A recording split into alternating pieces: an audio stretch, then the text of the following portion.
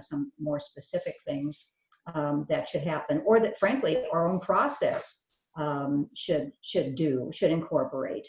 Talking about community input, voices of young people, voices of parents, statewide standards, some kind of, not necessarily that level of specificity, I think might be helpful if we're willing, and if we have had enough history, I think, to develop these values.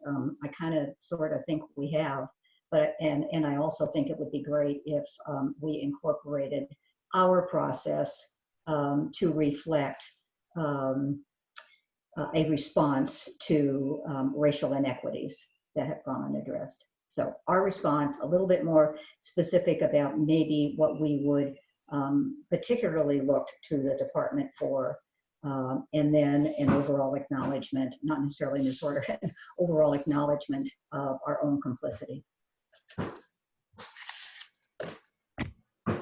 I just want to comment that I love these comments so far. Thank you, and agree wholeheartedly.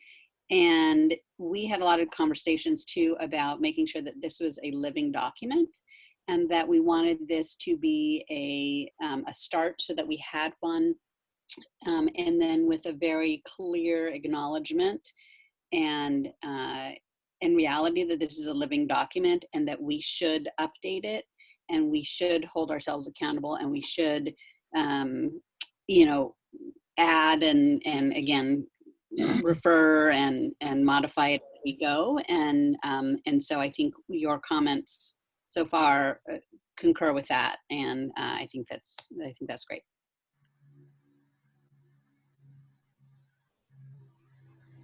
This is Diane. I had an idea, and I think this sort of speaks to my bias of with early childhood issues, that maybe we should call out supporting families earlier in a more distinct way to help prevent the downstream outcomes that we're seeing for families of color.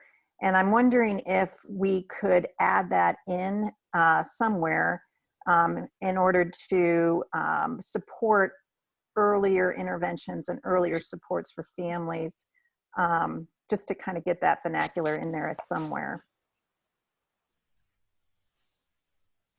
Thank you, Diane. I had a similar thought when I was reading the fourth paragraph. The second, it talks about child welfare and juvenile justice and the racially unjust outcomes.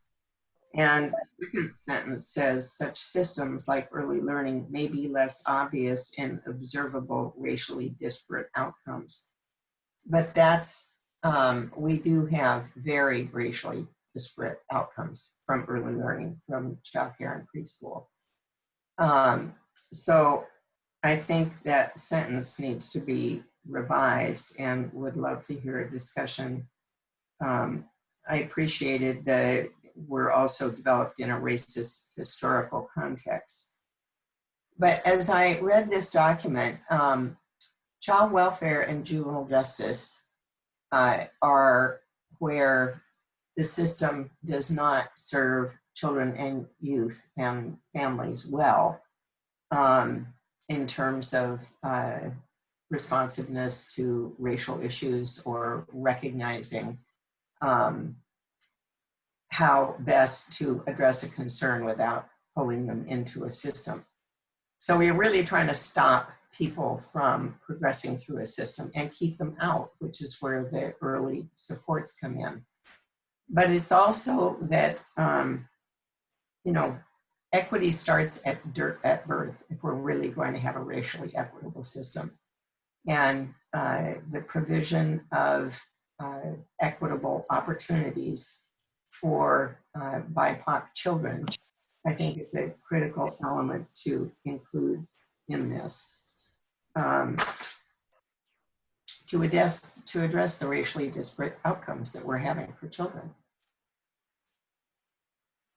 So I actually have some proposed language just for people to react.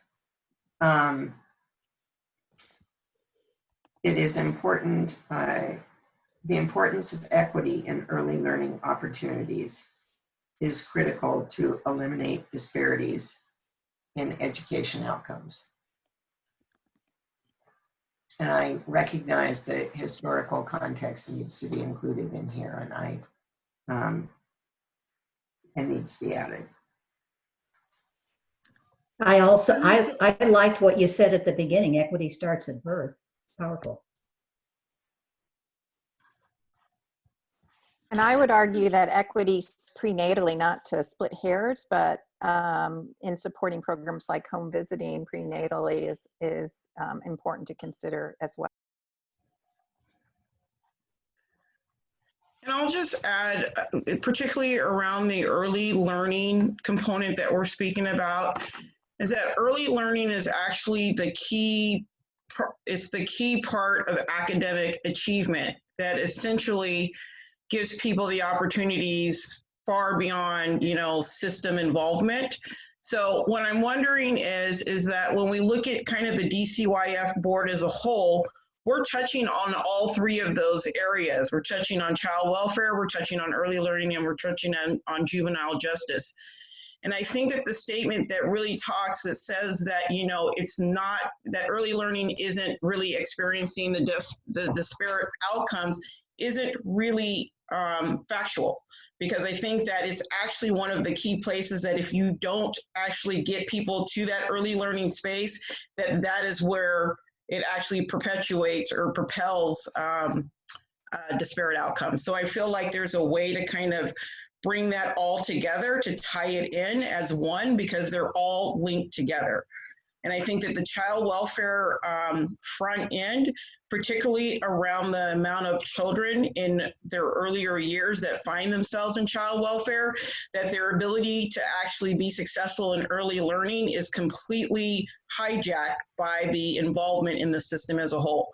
So Krista, I don't know how you, or if that, I hope that you can bring that thinking together. I feel like it fits in there, but that we're not necessarily calling it out as much as it should be. Thanks, Shonda.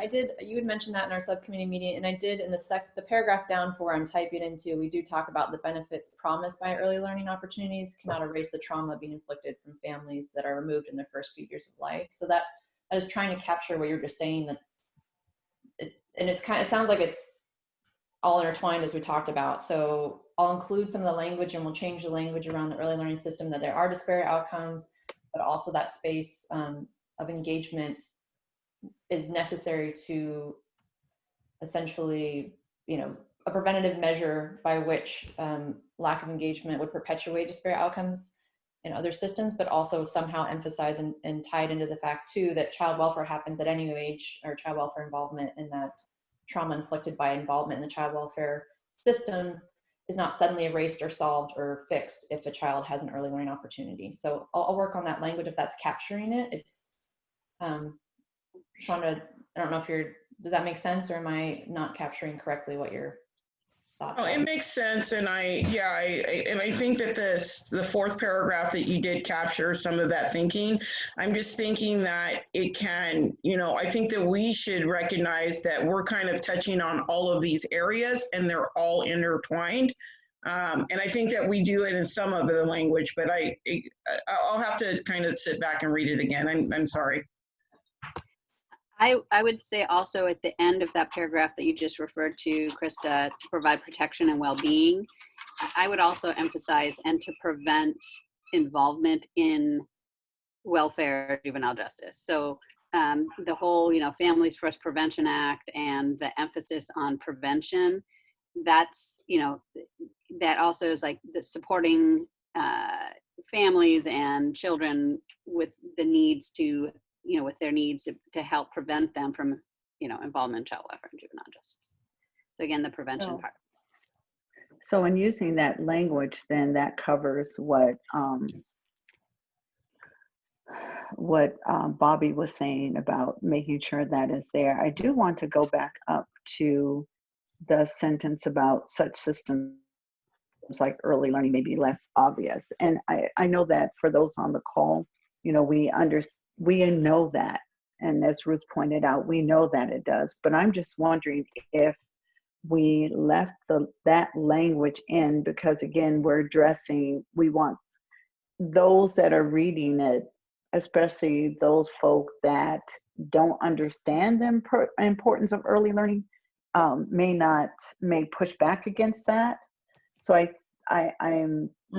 my thought is that if we leave that in there, but then add the education piece of it, which is what Ruth is suggesting below, which is if we say such systems like early learning may be less obvious and observable racial disparities, but we're also developing a racist historical context. But the importance of equity and early learning opportunities is critical for addressing disparities. Equity starts at prenatal and then go into we must take this opportunity. So we're saying that we know that it's there. This is why and where it starts. And then go into we see the opportunity. And, Ruth, since you shared that thought, I just want to see how that resonates with you.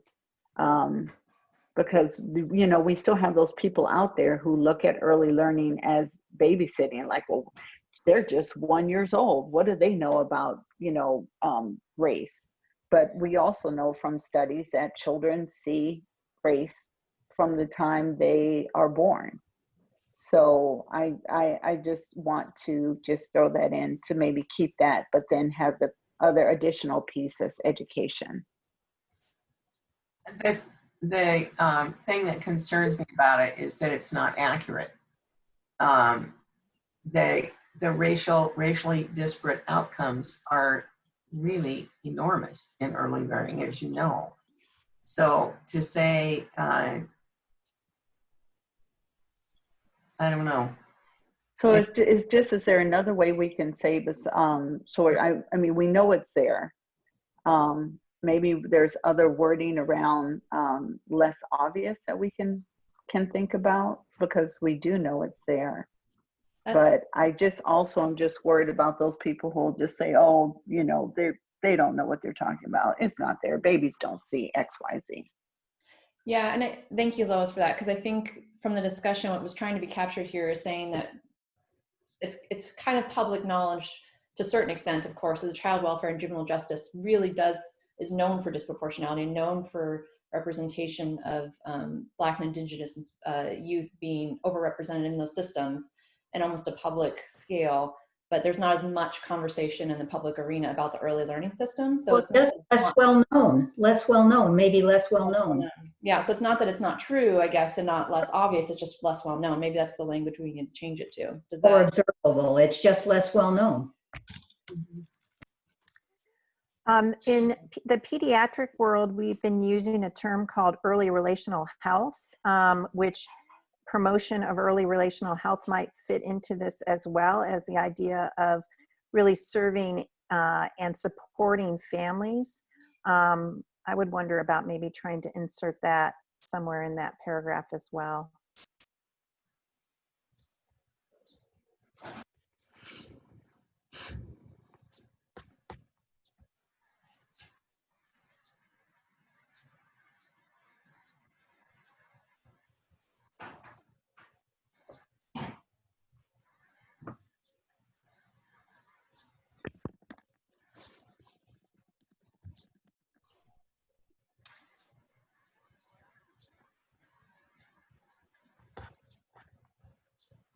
And I'll do what we usually do, and I'll obviously take this and incorporate some of this afterwards and send it out to everyone for further review to make sure language is capturing appropriately what the discussion is.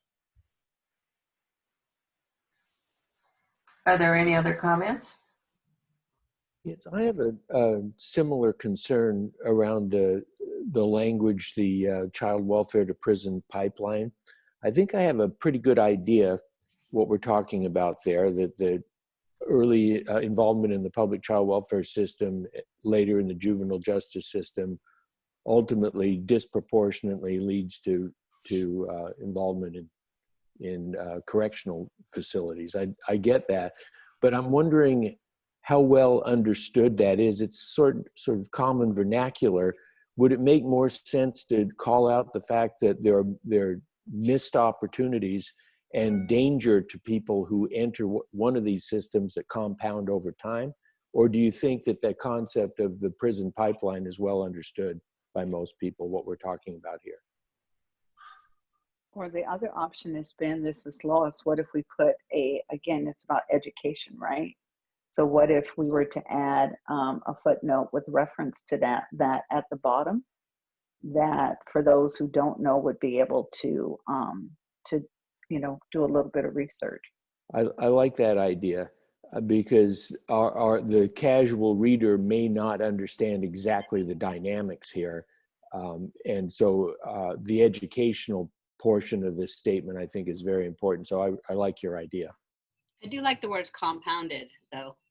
I think that was a great statement and word to get in there, the compounding impacts. I think if we can get that in there somehow. Bobby, I agree. Yeah, I agree with that too. Thanks, Repson.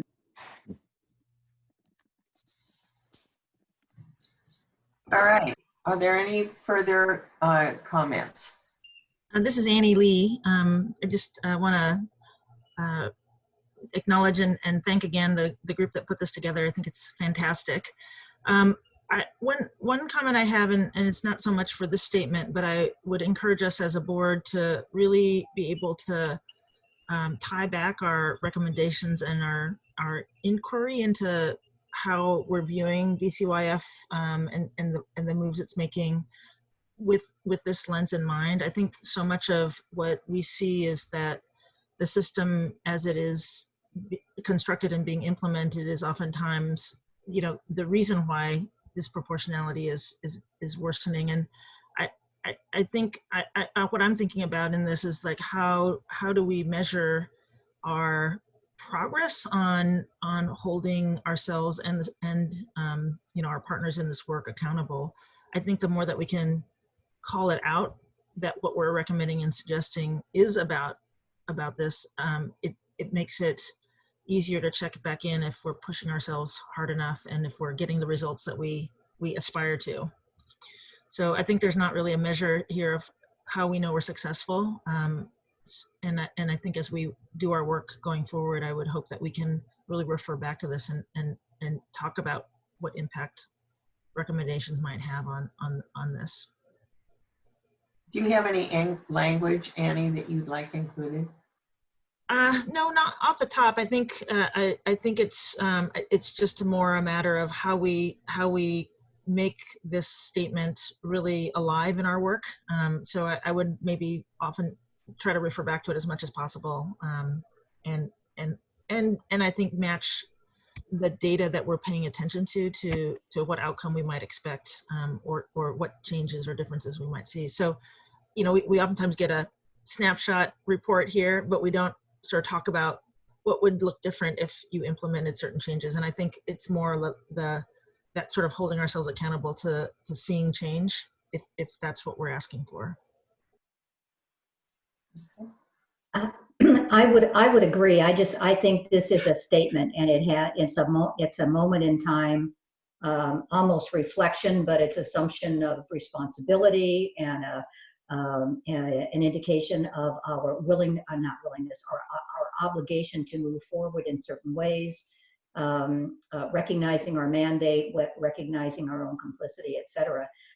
And so I think it is kind of like the Constitution or whatever. I mean, it's a statement of principle and purpose that we should be referring to whenever we're putting together action plans, whenever we're looking at overseeing, what we're exercising our oversight role into proposals of the department or actions they've taken, et cetera. In other words, as we fulfill our mandate, we should touch back on this and maybe set metrics for success, et cetera, as we go forward, but not necessarily in this first statement. And I hope that's what Annie was saying, because I'm meaning to agree with her.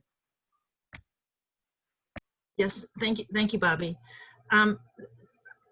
I guess one other comment that I have is that I think the language is really strong and wonderful around you know, the systems need to be reconsidered, redesigned, and restructured. One thing that I feel like is a concept that I think is not super developed yet in our society, but is one that I think applies to the setting, is this notion of repairing harm and some notion of reparations. I mean, I think there's generational harm that our systems have done. It's not, again, as a statement, I think it's a understanding and saying that is an acknowledgement of the generational impact and harm on families, and the fact that they can't advance in their own way because of the system involvement. I think of all of the ways in which we've worked on trying to address incarcerated parents and kids' needs, but so I think that notion of reparations or repairing harm is something that we may want to strengthen in this statement. Yeah. Well, this is Sharon. I'm sorry, Ruth. One more comment, super quick. The last sentence there, where it talks about that the intent and the purpose was to provide protection and well-being. I think if you look at the data that, it certainly has failed miserably. And it feels somewhat like, from my standpoint, I don't know if that system was designed for my protection and well-being, because for the families that are affected, I think that would be questionable. So I don't know if that sentence should be in there. It doesn't feel right for me. So I don't think it's a description of our current system. It's saying these systems need to be. So it's what vision we have for what the system needs to be when it's reformed. Does that make sense, Rhonda?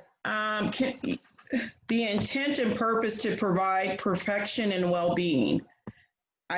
Like I said, I don't necessarily believe the intent of the system itself has ever captured that.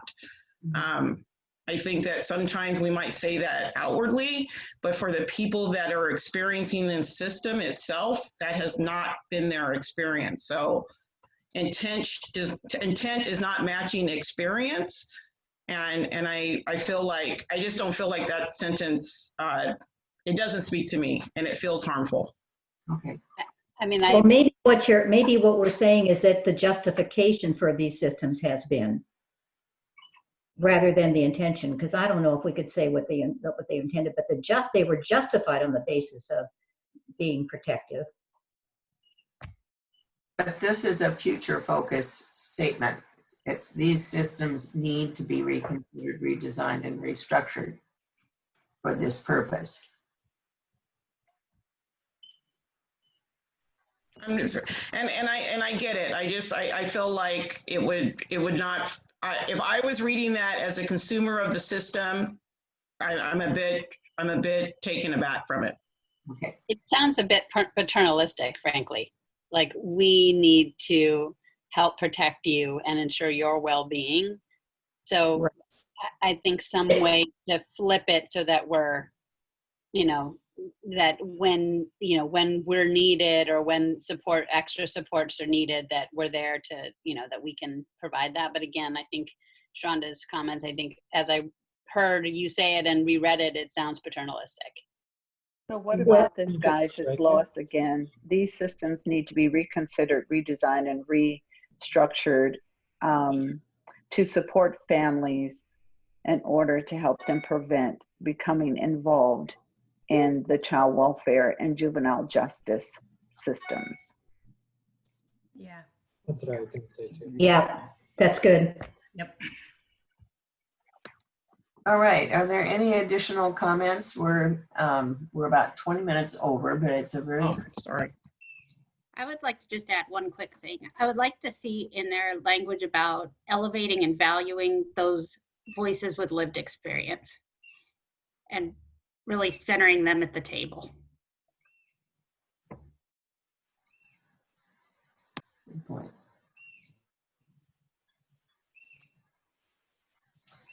Beautiful.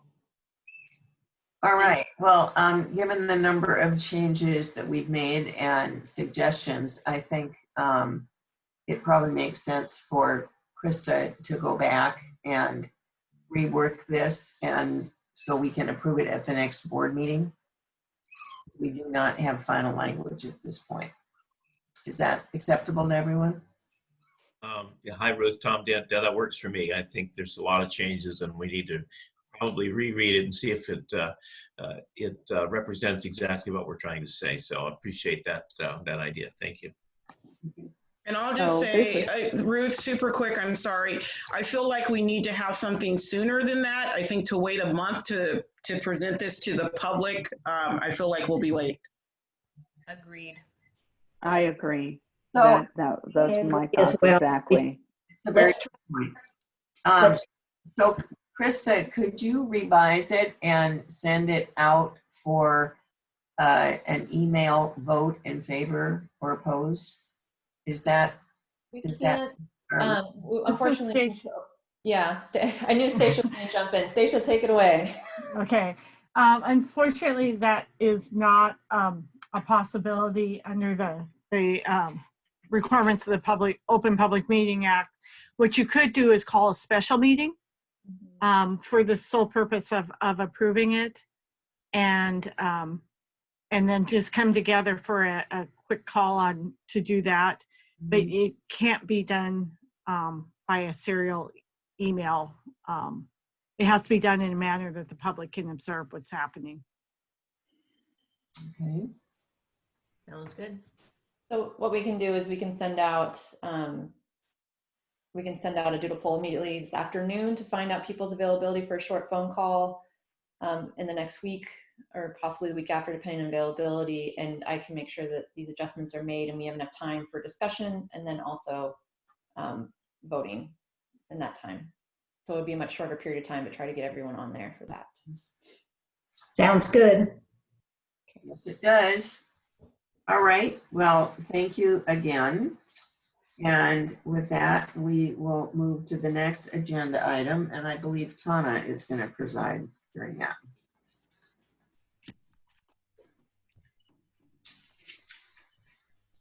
Right. Krista, can you pull up or Nicholas, the agenda once again? It's the data presentation from DCYF, Dr. Vicki Ibarra. We have Vicki on the phone. Ah, there she is. Oh no, that's Nicholas. Vicki is here, and okay, we great. also will let her share the screen, but go ahead, Roxanne. Okay, great. So, so what we wanted to do, obviously, in relation to our statement, is to also hear from the department as to what racial disproportionality issues that they have been tracking and that they see in their systems. This was something in the Human Services and Early Learning Committee. We had presentations last year around these topics, and I am sure that as they have continued and progressed as a department and understanding, and hopefully also seeing the impacts, hopefully in real time, a little bit from COVID. And I'm not sure exactly what the data will take care of or will cover here in this, but I know we all know that the impacts are even greater now. So look forward to hearing from Vicki, who is an amazing resource on all things data for the department. And so take it away, Vicki. Thank you. Thank you. Good morning. Thanks for that kind introduction, and thanks for the invitation to be here this morning with you. This is I know how important this topic is to you all, so I'm pleased to be invited and be a part of the conversation. I've adjusted the timing a little bit of this because I know we're behind schedule a bit, and I think this will work. What I want to do today is first ground us in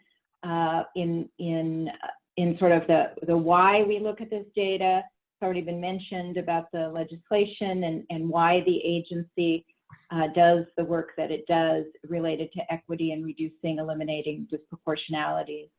So we'll ground us a little bit, spend most of the time in the data. I do have some updated slides from that previous presentation that Representative Sen mentioned.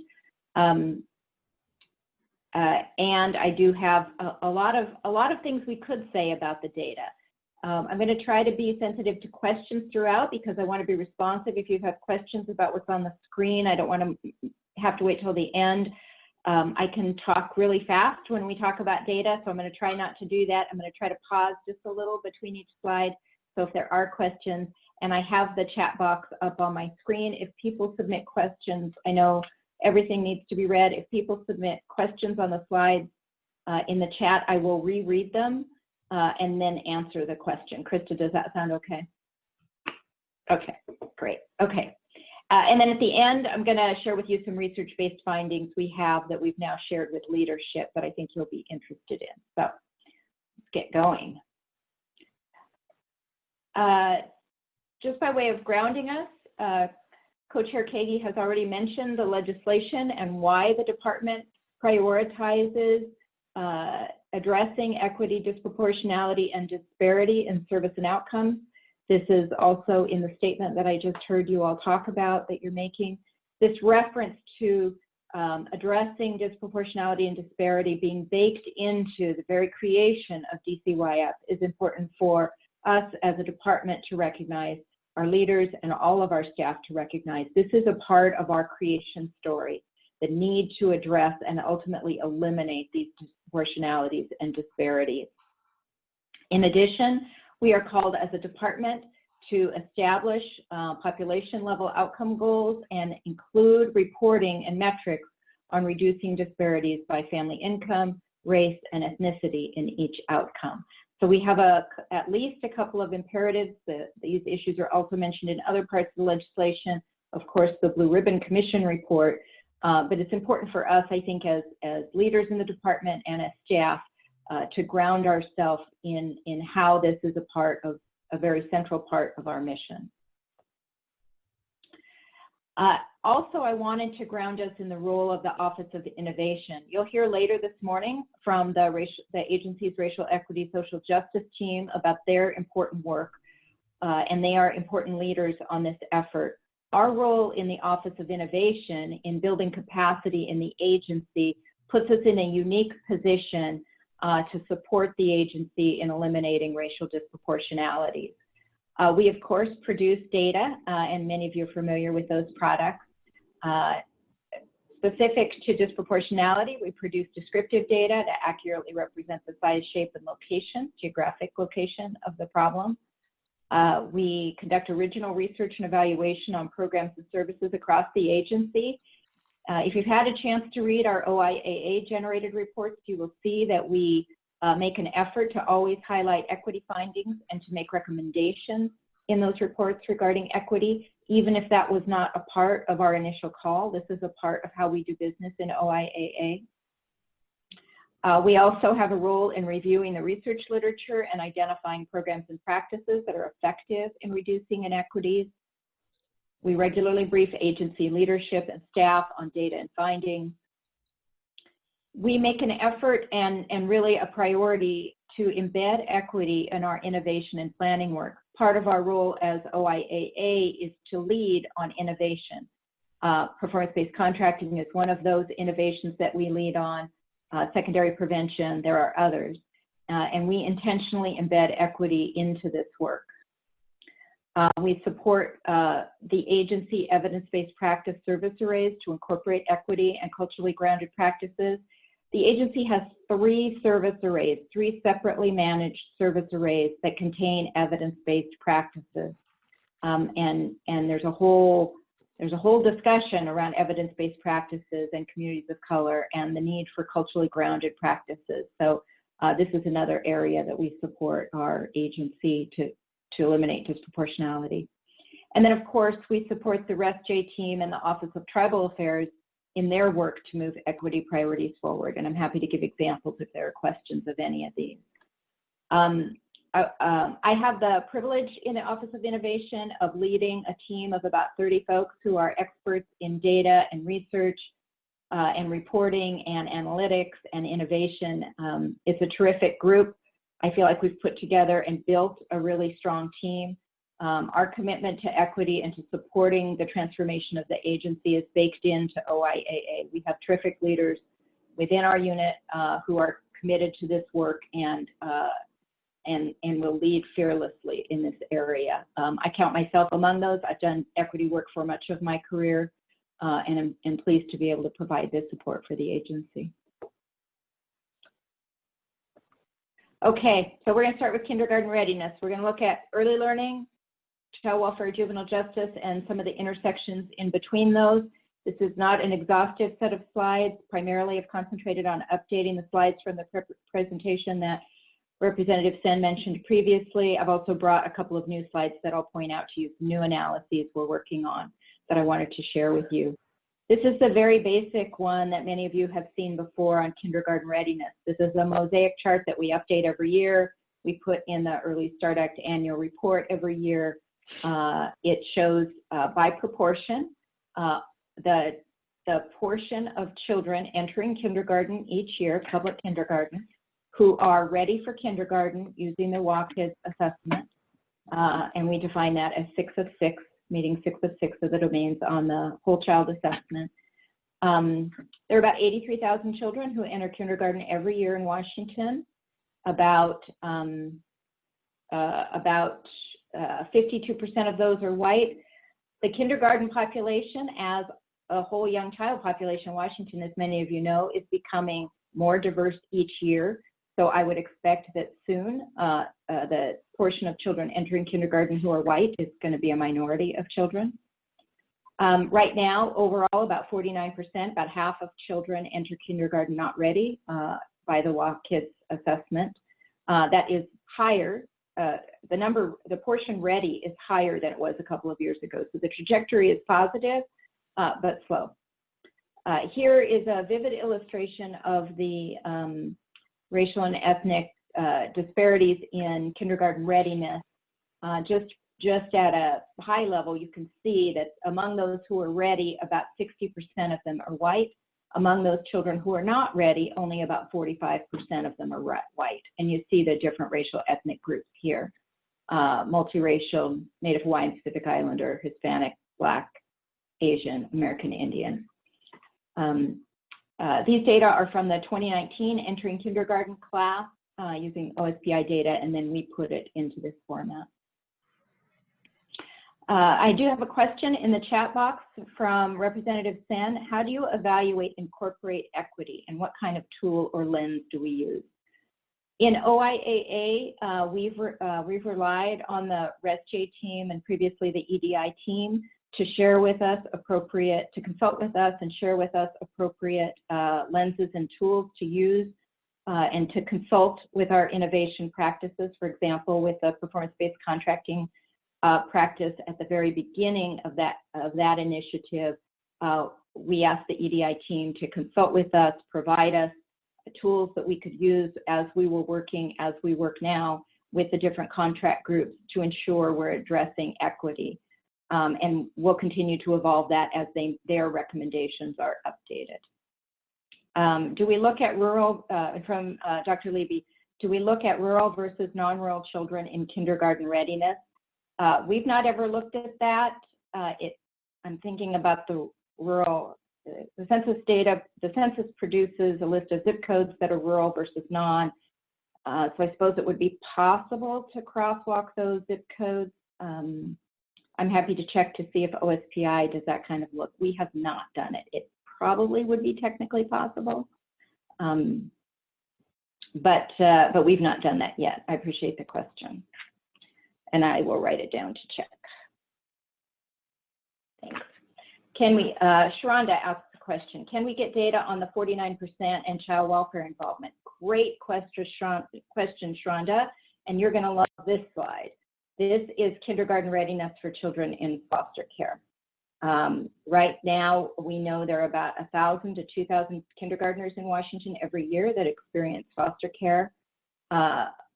a minority of those children, about 47%, are white, the rest are children of color.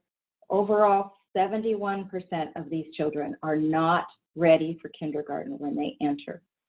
These data are from the 2017 entering kindergarten class. This is an analysis that ERDC did and posted earlier this year on the education outcomes of children and youth experiencing foster care. It's an excellent report. I know that they have some interest in updating this each year. What is interesting to me and to many others in the agency is that when we look at those domains, remember the Walk Kids whole child assessment, not a test, not sit down with the child and let them answer questions, but rather observe the child over a 6-week period of time over 6 holistic domains, physical, pre-math, verbal, cognitive. One of the domains is social emotional. And among children who've experienced foster care, the social emotional domain is where they're least likely to be ready. Only about 50% of those children demonstrate readiness versus about 70% of non-foster children. Now, certainly there are disparities in the other domains, and I'd be happy to follow up if there's interest in that. But we think this holds, we think this holds a particular key for opportunity for intervention. Almost all non-foster children score very high or show very high functioning on social emotional. In fact, if you look at the data on all the children assessed in the class, social emotional is usually really high. It's usually one that doesn't differentiate between groups until you look at children who've been involved in foster care. And then we have this difference in social emotional functioning. We see in much of our data throughout the age span, social emotional functioning is an area that children in the child welfare system really struggle with, for good reason. They may have been harmed by child maltreatment before they came into the system, and certainly we know that our system makes things worse in many cases. So these children continue to struggle, and I think that provides us a good idea of where we can look for intervention. This is just a basic service delivery comparison. This is a table that we include and update each year in the Early Start Act annual report. This is from the 2019 report. It'll be updated later this year for the 2020 report. And here you see 2 of our largest programs, Child Care Subsidy Program and our ECAP program. And in gray is the underlying target population. So if we look at, for instance, for child care subsidy, if we look at children under 5, under 200% of federal poverty, so this is census data, you see the breakdown by race, ethnicity there, and then you see the representation in the children we actually serve. So we can see here that, for instance, Asian children are slightly underrepresented, Black African American children are overrepresented according to their presence in the underlying target population. Hispanic Latino children are underrepresented. And those findings, Black and Hispanic findings, are consistent across the nation in the Child Care Subsidy Program. That is not new information. That's been known for some time in the national program. Overrepresentation of multiracial children, sometimes this has to do with how different data collection systems determine multiracial. This is an area of contention and unsettled science in the demography field. As we become increasingly a multiracial society, and at some point in the future we will be a majority multiracial society, which category these children and adults are counted in sometimes is different across systems. So this is the best comparison we have at the time. And then of course Native Hawaiian, Pacific Islander, and white children who are a bit underrepresented. In ECAP, we see different patterns.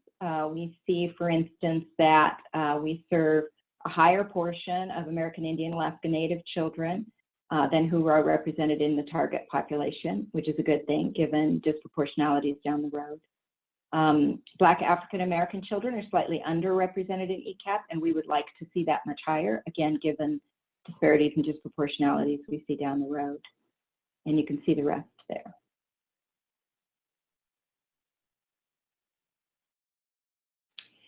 This is a new slide, and I'm looking forward to any feedback you might have for us. We continue to refine this, but I saw another state present disproportionality and child welfare data this way, and I thought it was excellent.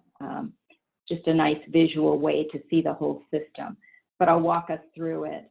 On the left side, you see census data. That first bar is census data for the entire Washington child population under 18, the racial distribution. So just about half white, then multiracial, then you see Hispanic and Black, Asian and American Indian, Alaska Native, very small teal slice at the top.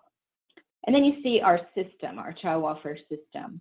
That first cluster, the next cluster of 4 bars, show us the front end of our child welfare system. Intakes, which is the calls we get on children. Screen in, that's a decision that the allegation meets legal threshold for a child welfare response. We screen those in. Those that are screened in for CPS FAR, which is a preventive approach, or designed to be a preventive approach, less intrusive, versus those that are screened in for CPS investigation.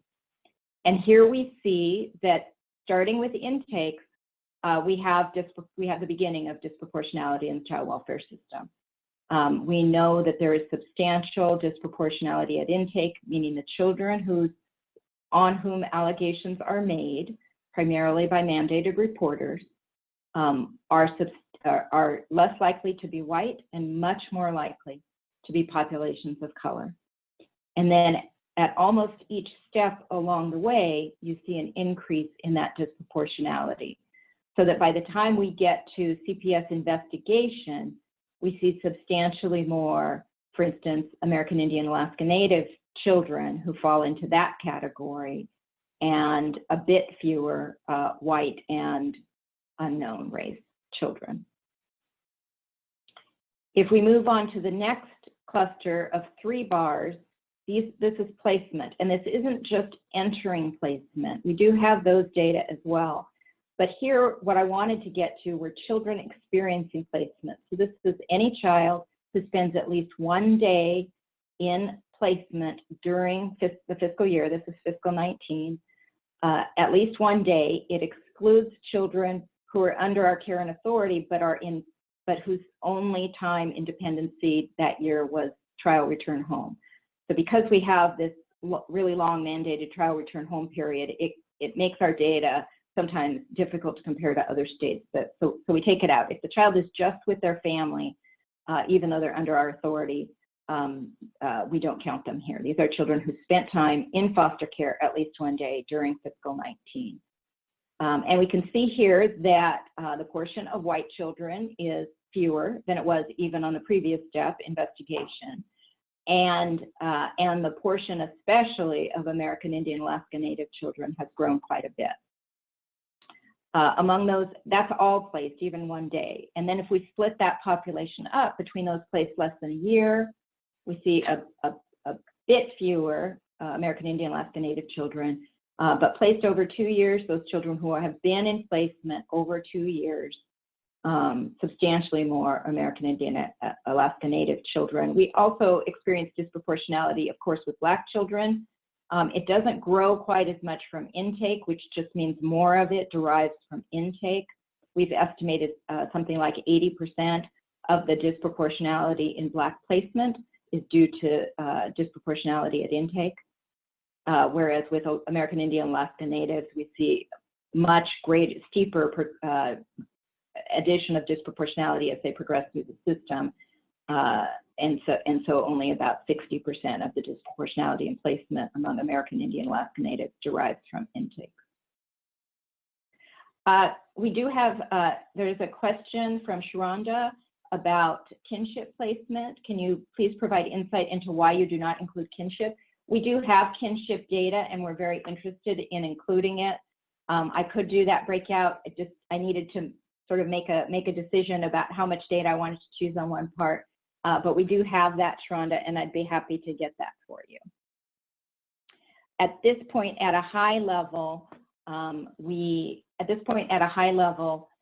don't believe we're seeing huge disproportionalities in placement.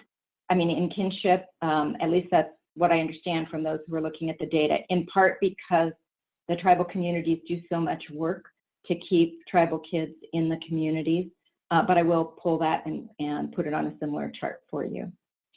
There was a previous question from Lois Martin. Does that have more to do with more teachers using implicit bias in reporting BIPOC families while giving white families the benefit of the doubt? How many of those removals were unjustified and families were reunified?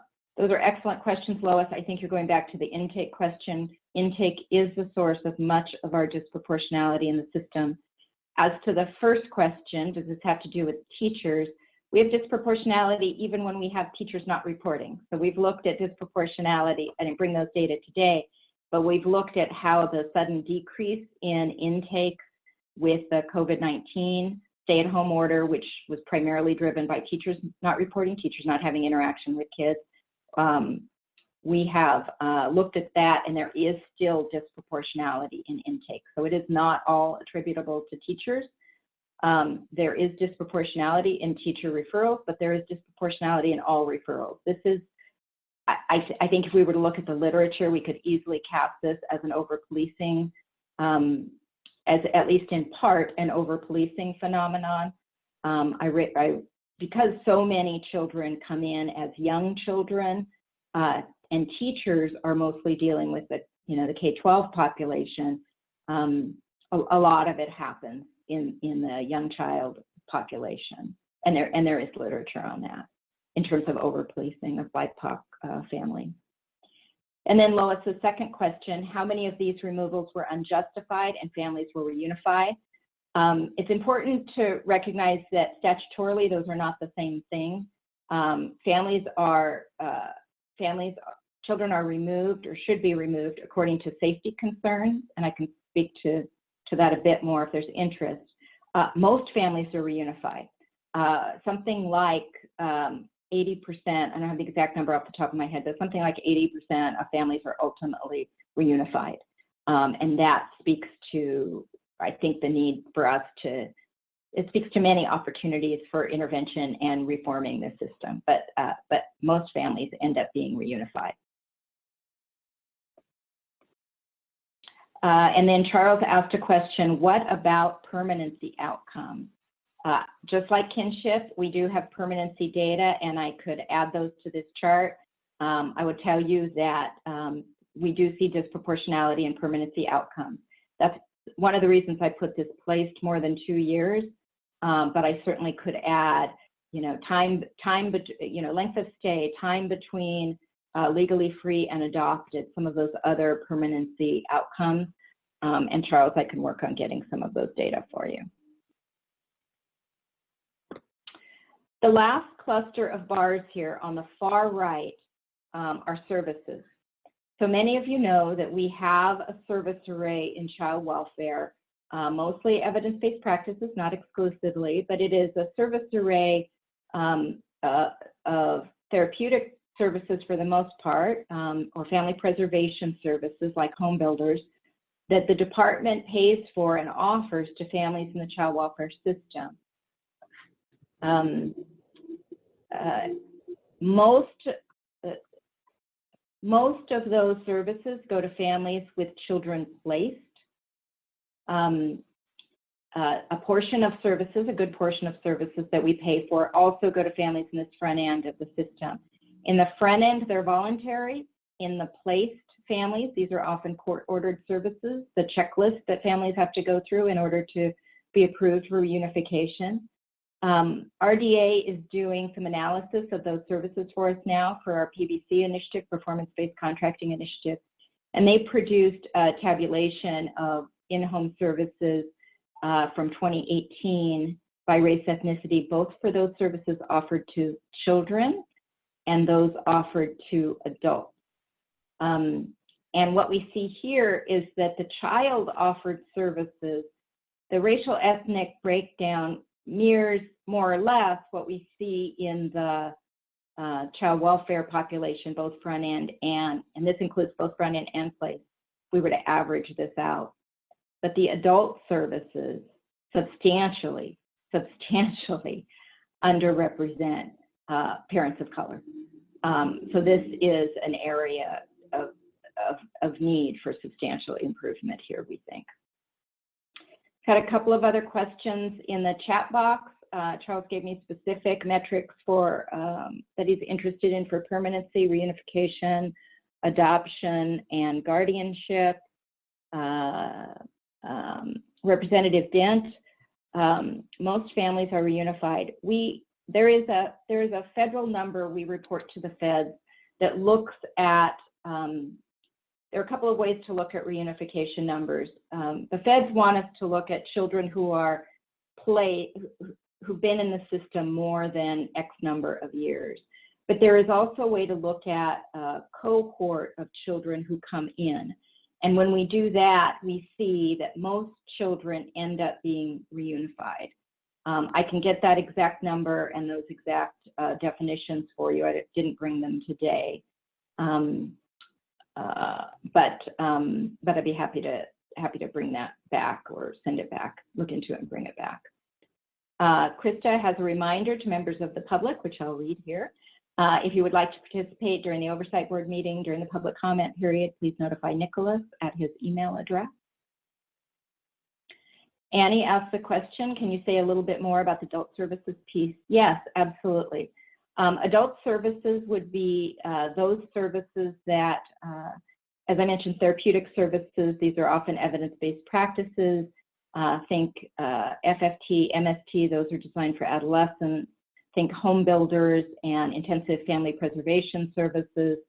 Think we have other services in our service array that are designed for young children, like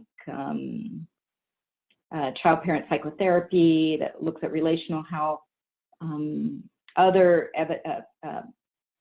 Yes, there are other evidence-based practices and some promising practices that are in that service array. What I think is happening here, and my mantra that I should stick with myself when I talk to our leaders, is that you can't always answer why questions with descriptive data, and that's what this is descriptive data. So why often takes more digging and often inferential analysis. But the outcome here of adults receiving services being so different than the population in need is concerning. Many, at least as a portion of all services, many fewer BIPOC adults are receiving services or engaged in services. This may be an engagement issue. It may be the relevance of the services we have available, the availability of services that we contract with. There could be a lot of inputs into the why this happens, but this shows us that it's definitely an area of concern that we need to address. Thank you.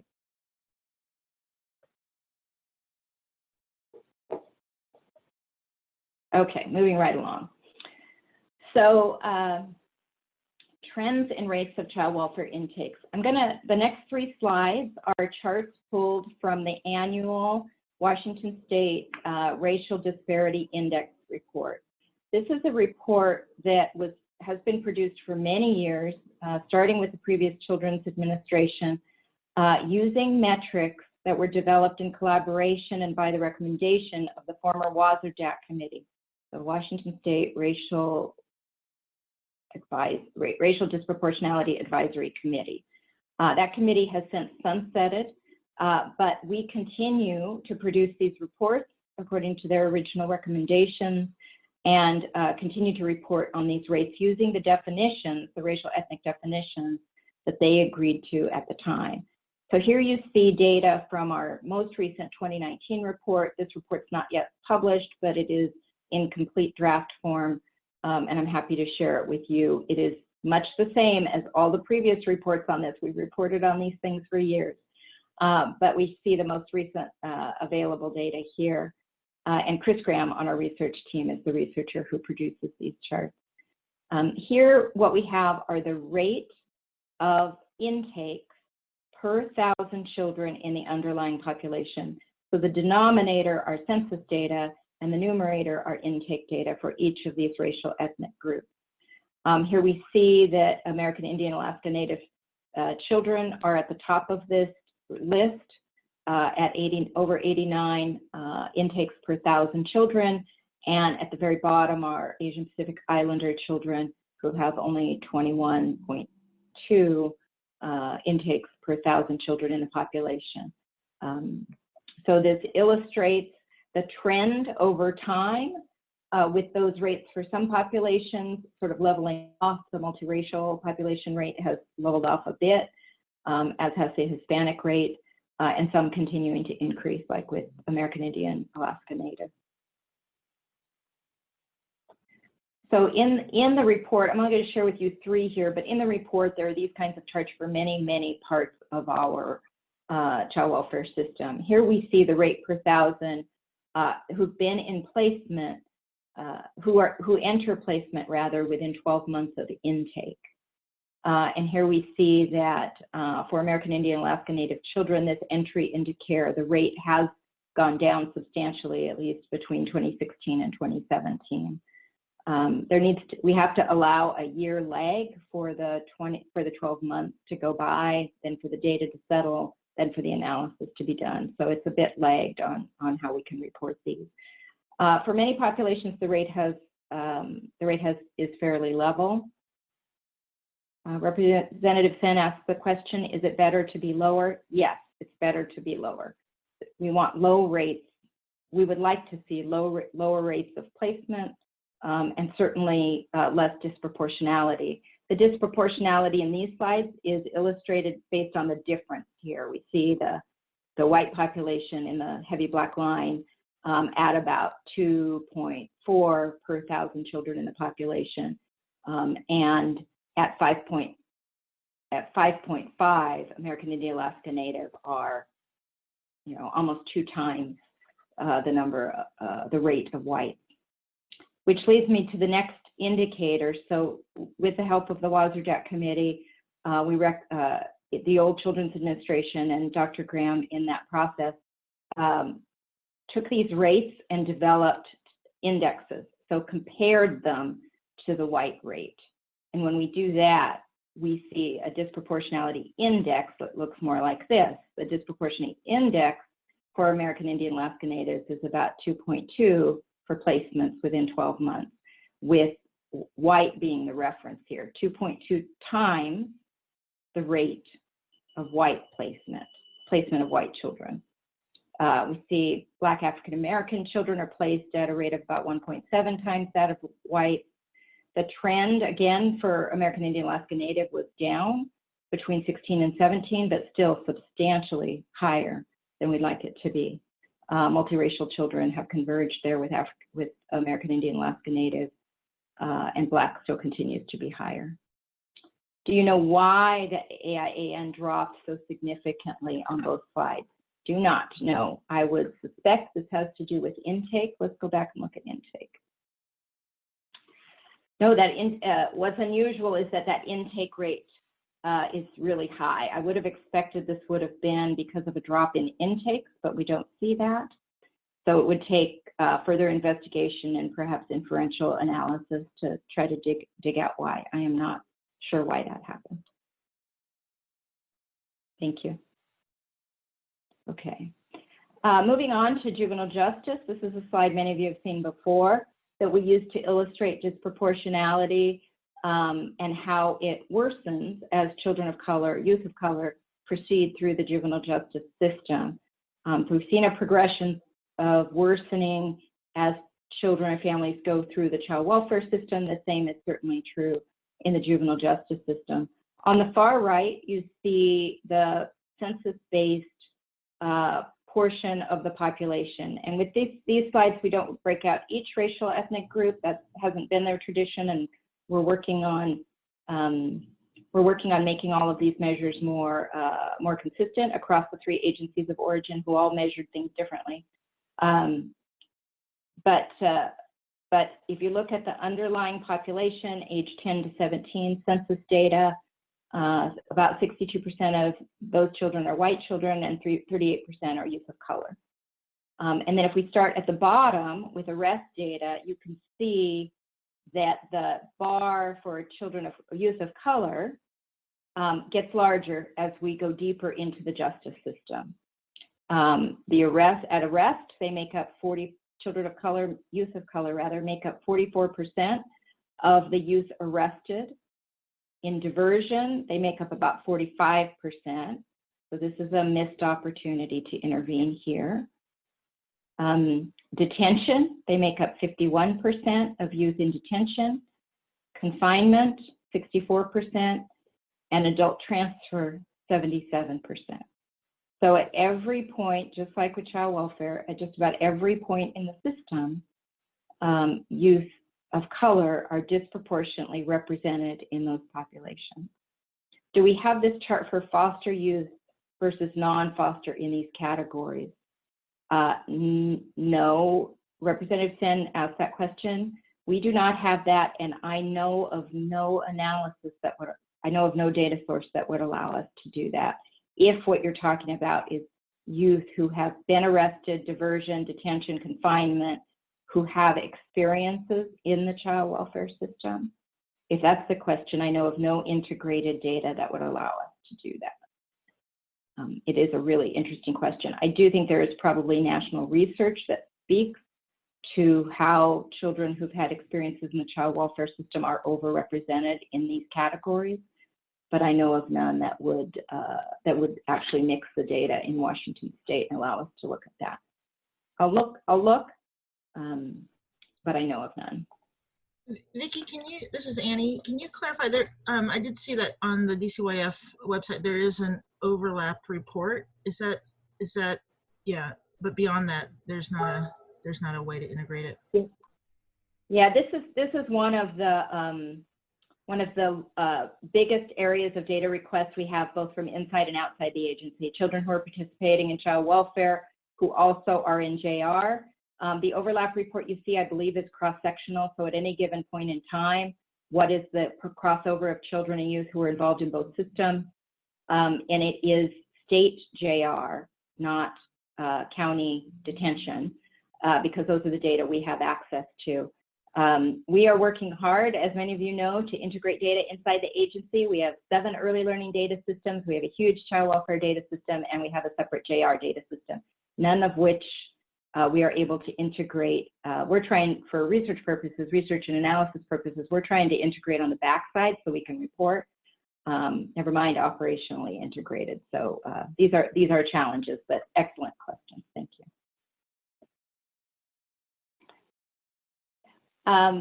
Because successfully launching youth is one of our priorities in our draft strategic plan, we've been asked to report on this a number of times, so I thought I'd bring and share with you the 4-year high school graduation rate by foster youth status, by race, ethnicity. This comes from the recent ERDC report on educational outcomes for children and looks at the youth who entered high school in the 2011-2012 school year and would have been eligible to graduate in 4 years in, I guess, 2014.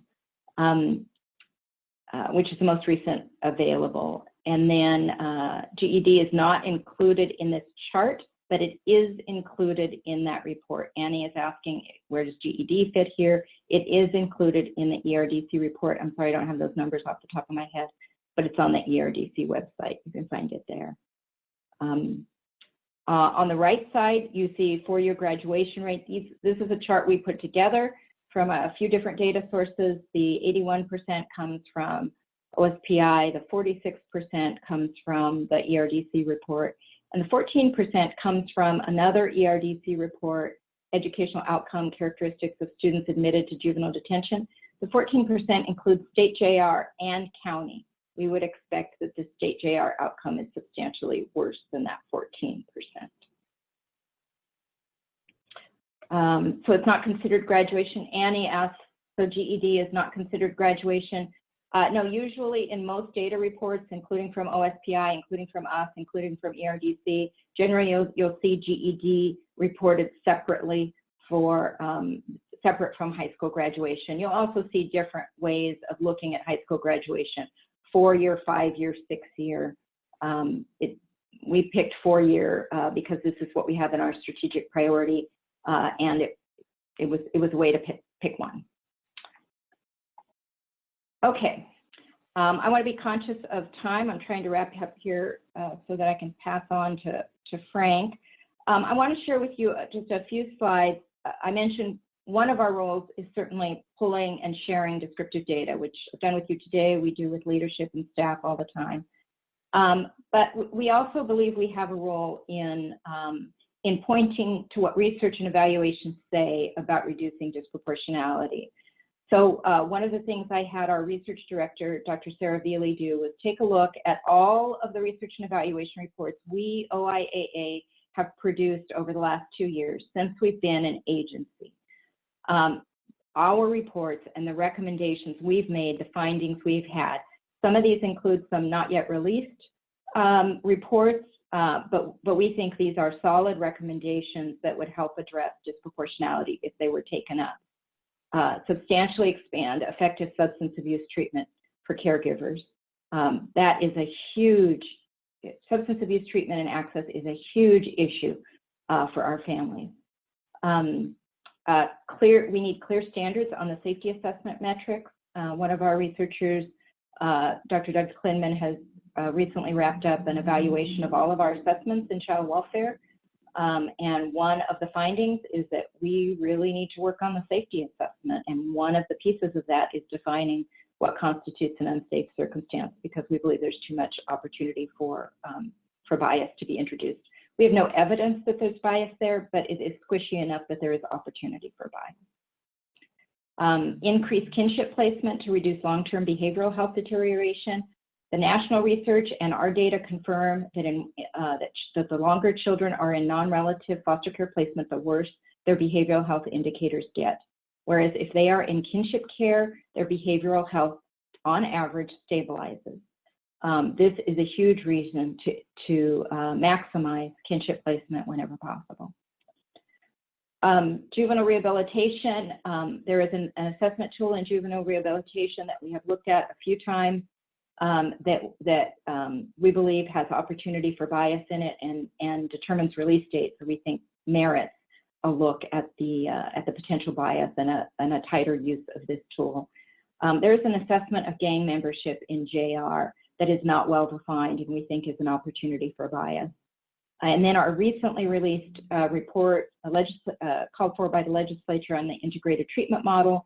The outside researchers that we retained to do pieces of that report all had recommendations about improving equity in juvenile rehabilitation. It's a huge report, but there are those recommendations that we endorse. In juvenile justice, and the child welfare overlap, we've identified disparities in gender that we think need to be taken into consideration. So we make the recommendation that gender be included in the agency equity initiative.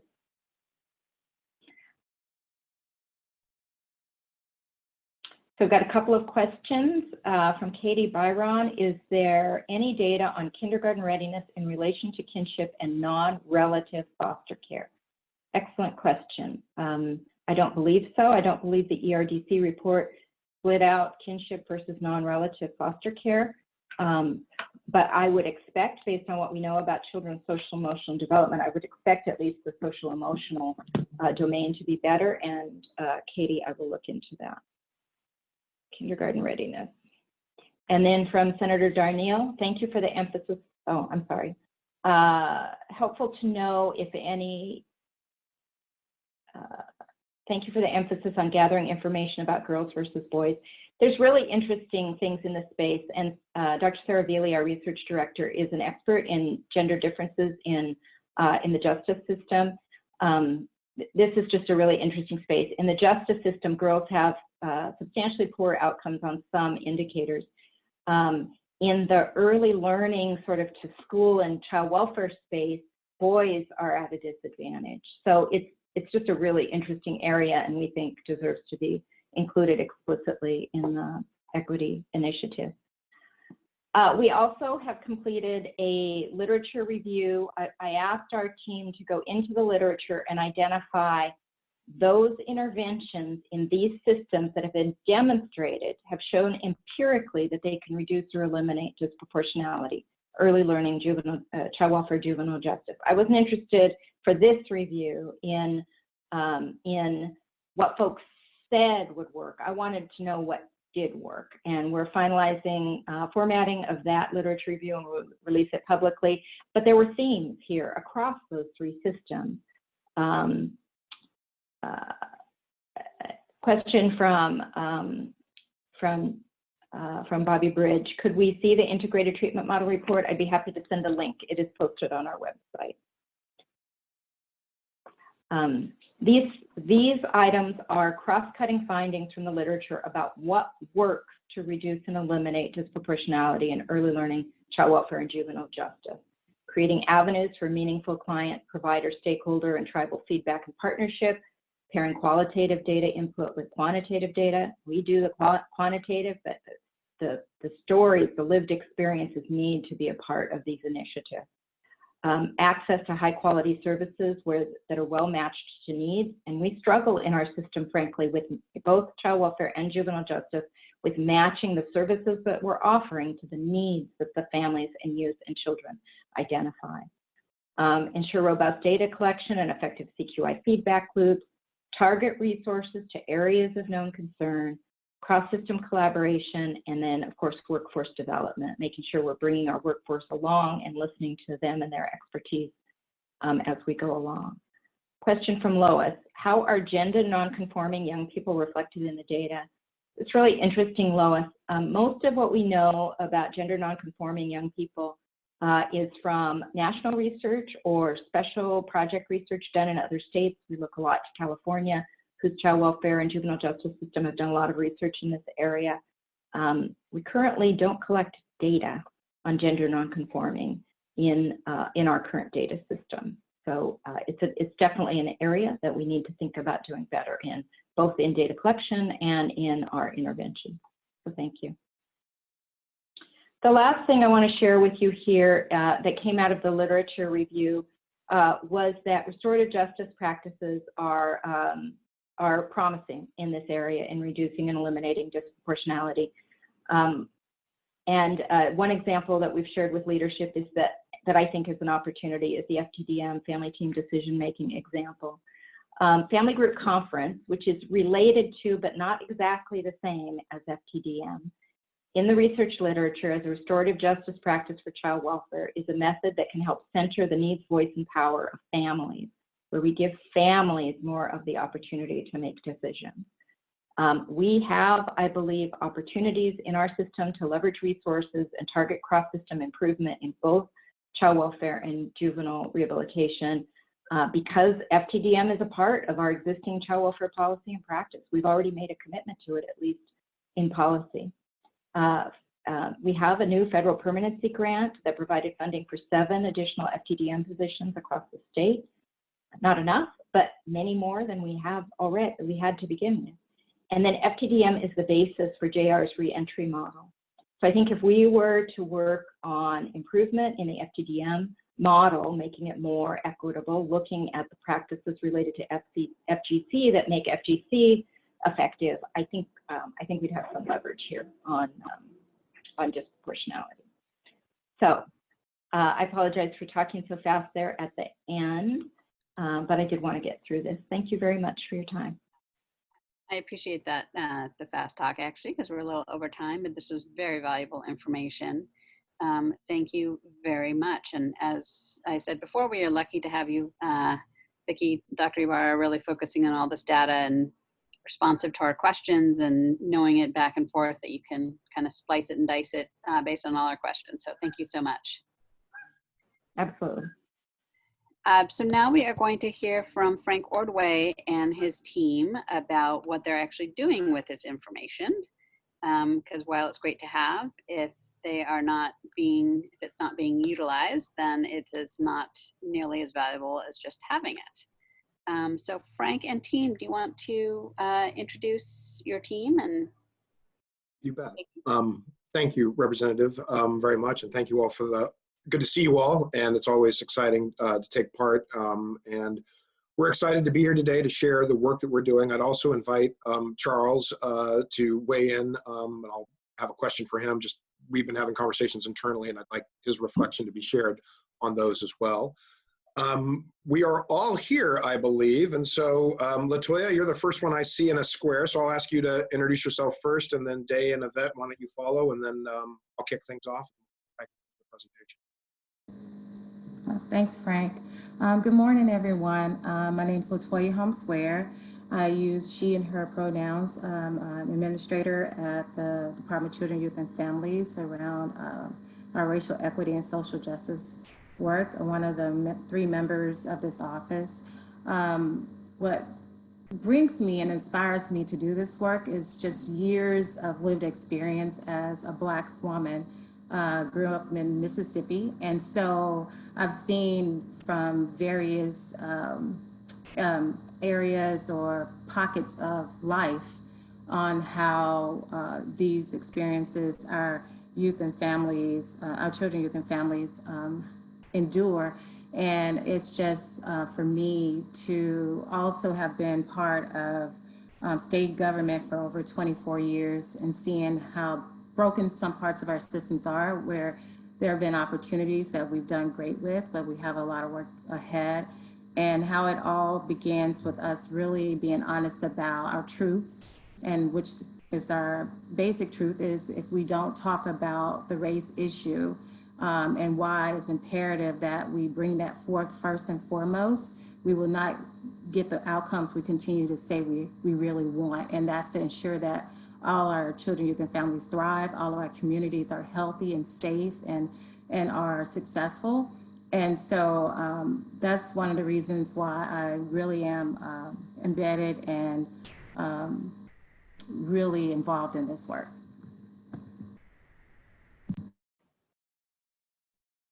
Thanks, Latoya. Good morning, everybody. It's good to see many of you again. My name is Day Shugren. I use she, they pronouns, and I'm one of the administrators for the Racial Equity and Social Justice team. And what brings me to this work, are we asking everybody this question? So many things bring me to this work. I could say life experience for sure, as having an immigrant mother. I have this very distinct memory when I was 11 years old when I'm going to say this person's name, and I keep thinking this world is small and he's going to show up somehow, but Jimmy Lavagetto asked me how much my dad paid my mom for. And that was the first full-on, I think, fist-to-fist fight I got into. And if you don't know me, I'm a small person by size, and this kid was 2 years younger, but probably outweighed me by a good 75 pounds. So that, I think, in many ways started my own trajectory on addressing what I didn't know then was racial inequity, just blatant stupidism, if that's a word.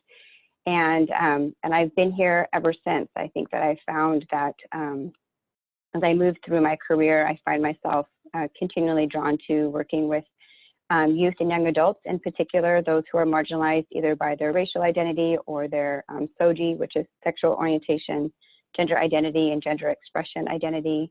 Folks, of course, intersecting with poverty or low income, disability, immigration status. Like there's a whole slew of people that are not being heard. And I find myself in places where I can help bridge those voices and also get out of the way when those voices need to be heard directly. So I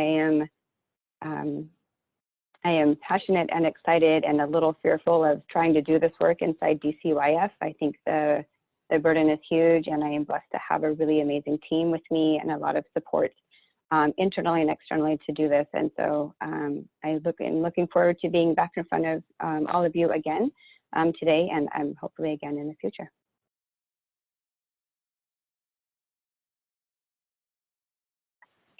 Hello, everyone. Good morning. Still morning, yeah. My name is Yvette Jasper. My pronouns are she, her. And apologies, so I will project in a moment after I introduce myself, our little presentation.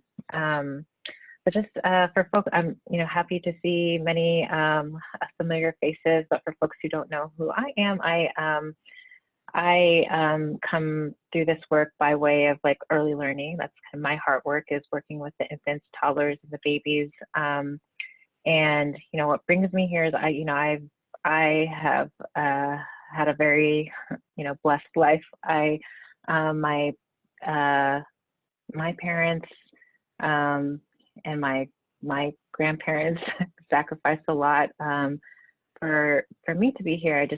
I think about my journey because I'm here at my parents' house, so I'm just kind of present to like my grandparents moving out of Alabama to live here in the Northwest, and my mom moving from the Philippines. And we've just been having conversations, and I've always been kind of really had this strong sense of justice and recognizing that all of our children come into this world with so much potential, and it's our systems, the way that we've organized our society, that creates the outcomes we see. So I'm happy to be working with my team and with you all on turning the ship around. So thank you.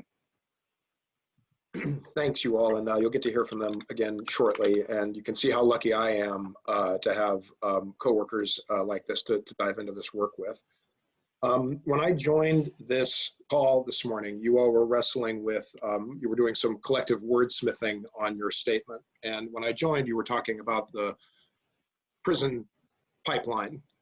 And I'm supposed to be talking today about concrete steps that we are taking to address these issues. And I want to talk about concrete first.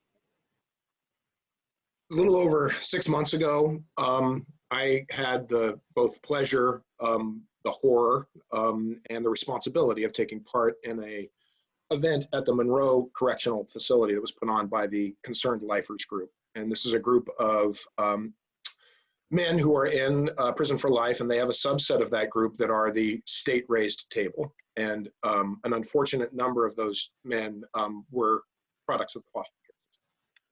And they orchestrated a remarkable day for us, for leaders around the state to come and hear their stories and why where they were inside that building, that concrete building in Monroe, was inevitable.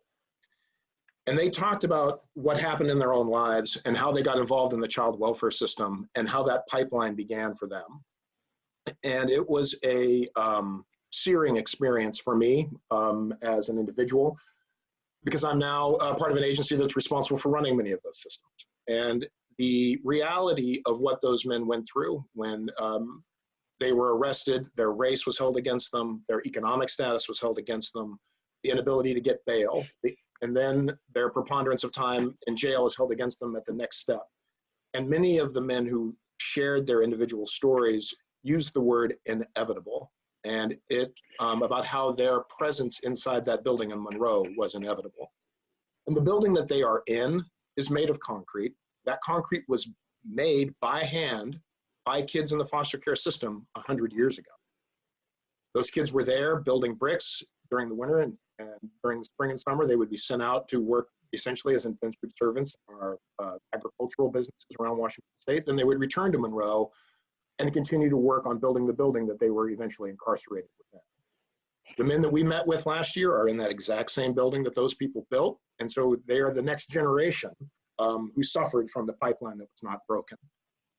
So we are dedicated in this agency, personally and otherwise, to having these difficult conversations and to break that pipeline. And it's a heartbreaker to think that right now, today, somewhere in this state, there's a young man who's probably taken the first steps toward being in Monroe himself, not of his own choice.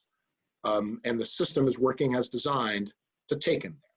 And I think it's important for all of us to understand how we all have to contribute to undoing this. The agency has a huge role. Everybody on this call has a huge role. All of our pieces of the puzzle have to be put together here. And we have to understand how hard this is going to be. We, as an agency, have done some things since we got started that I think are very much concrete and in the spirit of this conversation. And each one of them was difficult, and each one of them presented us with decisions and anger and other things. We, out of the gate, supported the bill 5290, and I don't have to explain to the folks on this call the journey of that bill or the difficulty in passing it or the opposition that we faced. We also have been working very hard on institutional education, reforming our approach to kin care, changing our approaches to licensing and background checks, all in spirit of this work. And each of these steps is met with certain amounts of resistance, opposition, concern, that keep these steps from going forward quicker. And I just think it's something we all have to recognize, that this is not easy, and that each one of these decisions we make, people are going to have to give something up. just to create this ResJ team, we had to stop doing really important work that Day was doing, or slow it down, or pause it. Really important work that Yvette was doing, really important work that Latoya was doing. Those divisions are currently not doing that work because we decided to make this team. And so these choices are not cost-free. And there's nothing that we can do that's concrete, that's easy to undo these institutional issues. So with that, I'm going to dive in with a little more specifics, and I'll turn it over to the team and our racial equity plan. As you can see, we do have a ResJ team that is formed. It is formal. It was formed on July 1. It's too long in coming. Part of the reason that it took too long was issues of institutional, not resistance, but people were concerned. Well, how do we backfill these folks? And those kinds of concerns are the things that create a preponderance that keep decisions from getting made, keep things from moving forward. And so we all have to be prepared to make some difficult decisions and understand that when we make them, they're not always going to be pain-free. So we have the ResJ team in place. You've met them. They're going to present a portion of our equity plan and the work we're doing internally. But I wanted to talk a little bit about sort of the global approach of the agency. You heard Vicky's report and the data that we are working on. We are trying to action on all of that data and thinking about how can we change our safety assessments, because obviously our assessment of safety is an area where bias finds root and takes root. And that grows throughout our system. So we have to think about and be more consistent in our definitions, and this is an agency-wide conversation that we are enjoying. We are also talking a lot, and this is an area where Charles has been enlightening me, just about our intersection with other institutions, in particular, law enforcement and the courts. Where are we as an agency responsible for bringing those two institutions, which have not had a history of racial equity, shall we say, putting it mildly? You know, we have a responsibility, and we work very closely with those institutions. So how are we talking as an agency, and how are we going to reform our work with them to ensure not only are we keeping families safe, but that we are not exacerbating and furthering issues of institutional racism by bringing those to families' lives where we don't need to. We are also looking very closely at the way we recruit and retain and who our foster parents are. You can look at the data, and it's very clear that our current licensed footprint of foster parents does not match the families and the children that we have. They are not as diverse as the kids that we have. They are not as prepared to joyfully support children on their journey, regardless of where that journey ends up. We have too few families that are interested in sibling groups.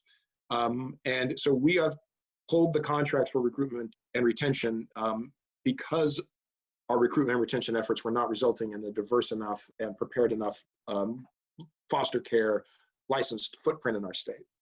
So these are just some of the steps that we've taken as an agency already in these areas, and as Representative, or former Representative, excuse me, Chair Kagi pointed out, and as Vicky pointed out earlier, these things are part of our DNA as an agency. They are written into our originating documents, if you will. But as we all know, words on a page don't mean a lot unless the human beings that are responsible for implementing them are actually living into them. And we can look at our own national constitution and know that it takes actual people to live into those words to make them real. And so it's really exciting to be here today and to be talking about how we're making those elements of our original story real as we can. I'm going to turn it over now to the team, and we're going to talk a lot about the work we're doing internally to support the conversations internally at our agency and how that work is going, and then look forward to a robust set of questions from you all, concerns, admonitions about things that we could be doing better as we collectively dive into this work. So thank you very much for that time, and I'm going to turn it over to the team, the presentation. Frank, before we turn it over, there's just a couple of questions in the chat box that wanted to have you take the chance to address. One is asking, in response to saying that Yvette, Latoya, and Day have been taken from their previous or former roles. Yep. Who's taken over those projects left on the table, and is there a racial equity cabinet level position? A plan for racial equity cabinet level position, excuse me. I don't know. I'm not sure how to answer that last question.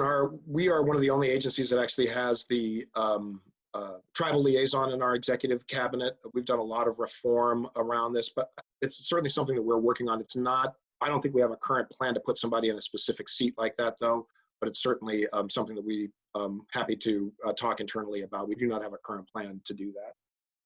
In terms of who's taken over the projects left on the table, folks, we're in the middle of a hiring freeze. We are in the middle of no contracts going out the door. So a lot of the work that was left is left, as in it is currently stalled or not being done. And some of that work was incredibly important. We do not have extra staff behind glass to bring out right now. We're working at 80% capacity for the month of July, and we are in the middle of a hiring freeze. So that is not being backfilled. So Frank, this is Lois. Since I add the question, I just want to clarify that. I do understand what the situation we're in right now, but I also know the group was pulled together prior to. So prior, and in fact, how you can even share with the Oversight Board how long they've been working on this, but I'm just curious as to, was there a plan in place pre-COVID to hire someone? Was it being reassigned? I know what's going on and now. so what happened when I was hired as chief of staff, right at the beginning of this just awesome experience that we're all having with the pandemic, there had been plans in place, but they were on hold because of, well, we can't move people around and we can't backfill. And I made the call as soon as I was put in a position that we needed to concentrate on this work, and we will do our best to ultimately backfill this work. And I'm talking with working with the division directors where the team came from literally on a weekly basis right now, talking about how we cover this. And so there is diligent work going on, but at the moment it's stuff is not covered. So I just want to just call your attention. We've got about 30 minutes left of your 60-minute presentation. And so if you guys can maybe focus on the content and get to some of the meat, and thank you for the preamble.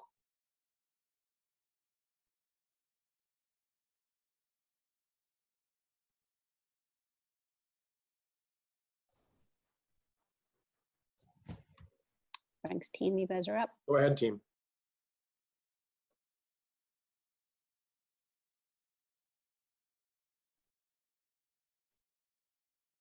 Yvette, are you leading the charge? So Day, you're up with the next slide. Yeah.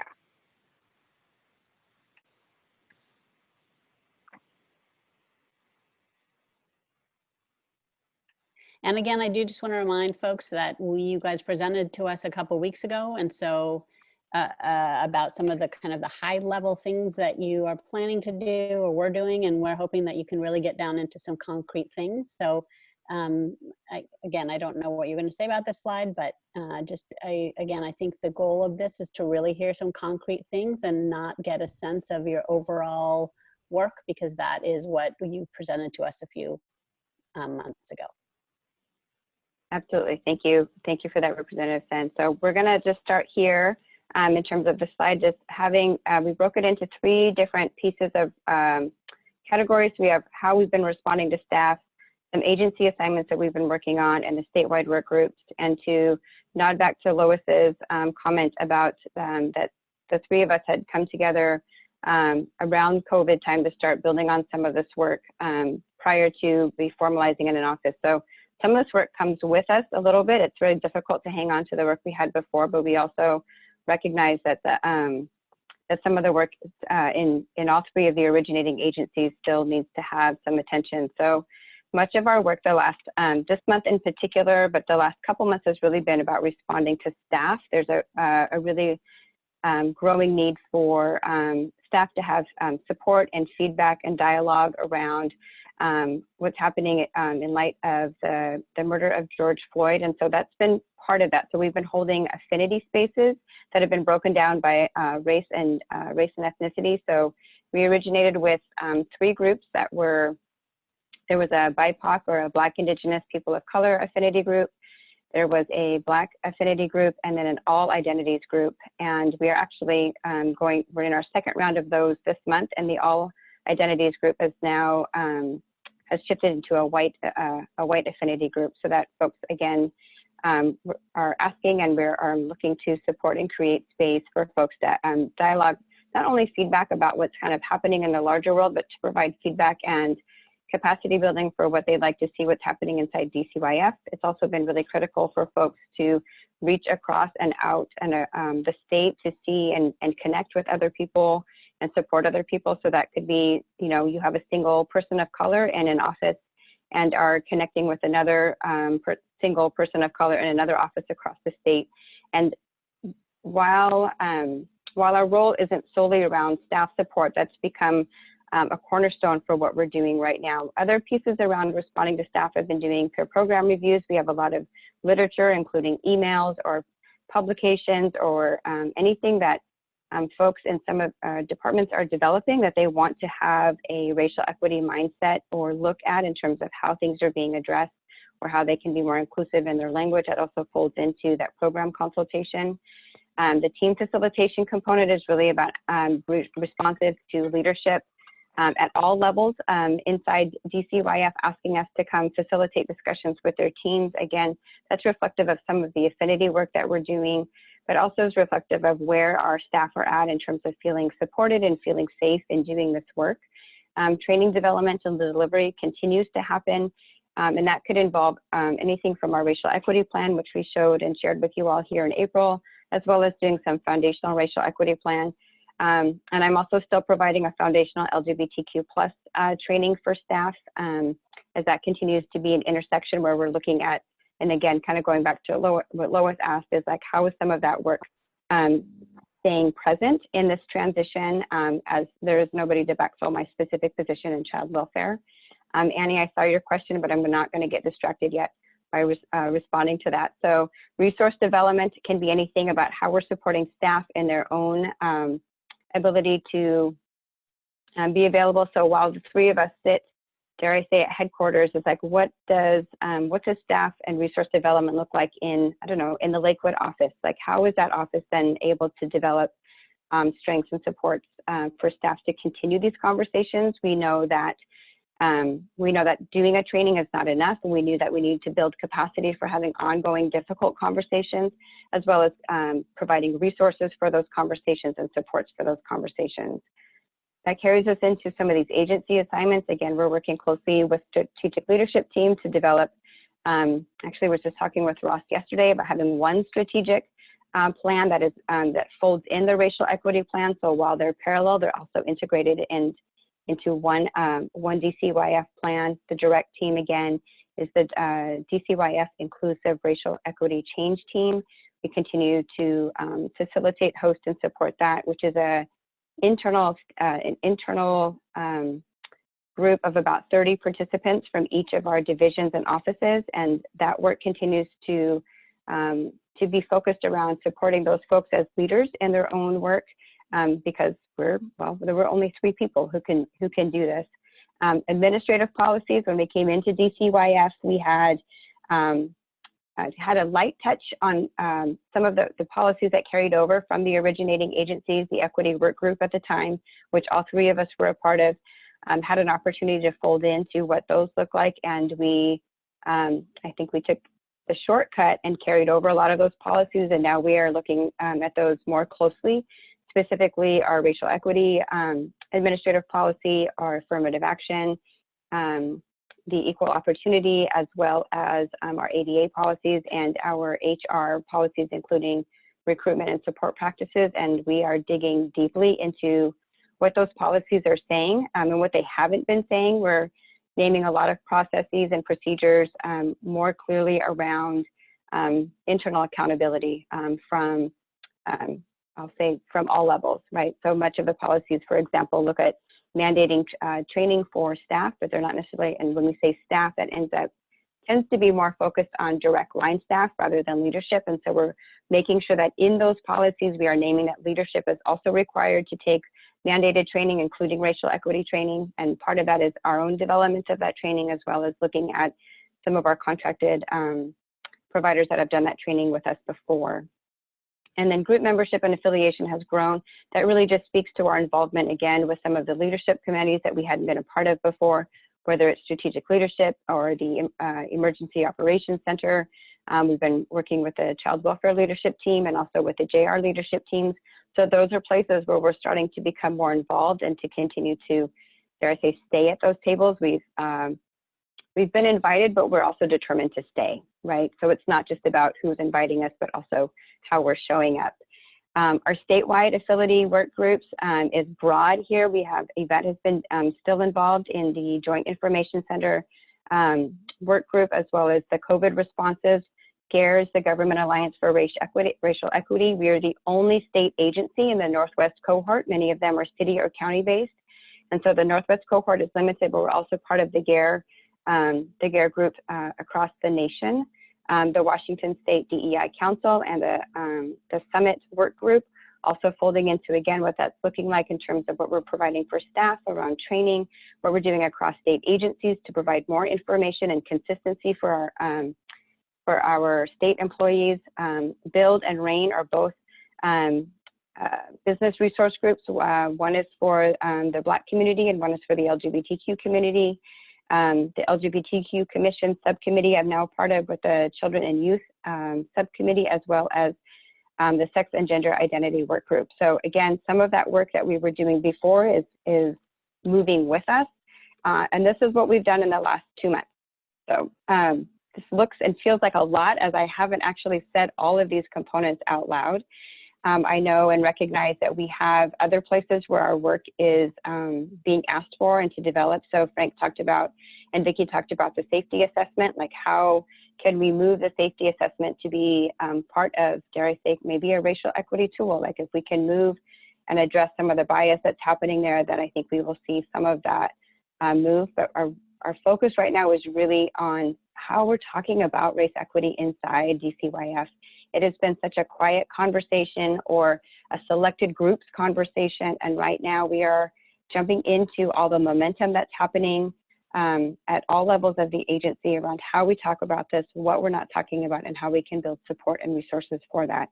And with that foundation, then we're able to move some of these more structural components, such as the safety assessment, looking at our legislative racial equity tool, any of those things that we know are also on the to-do list. But our focus has been primarily around supporting staff right now. And then we can move to the next slide and I can hop over and look at questions in the chat box when we do that. Awesome. And I am just noting Krista's note to make sure that we read aloud some of the questions that were in the chat. And I'm just going to go just so it's out there. Annie asked if there is a staff equity recruitment goal or plan, although there's a hiring freeze. How are we working on diversity of staff? And Frank responded in the chat that we do have that plan. And they also alluded to like how we're building that into our policy in terms of how recruitment and retention efforts are implemented in the agency.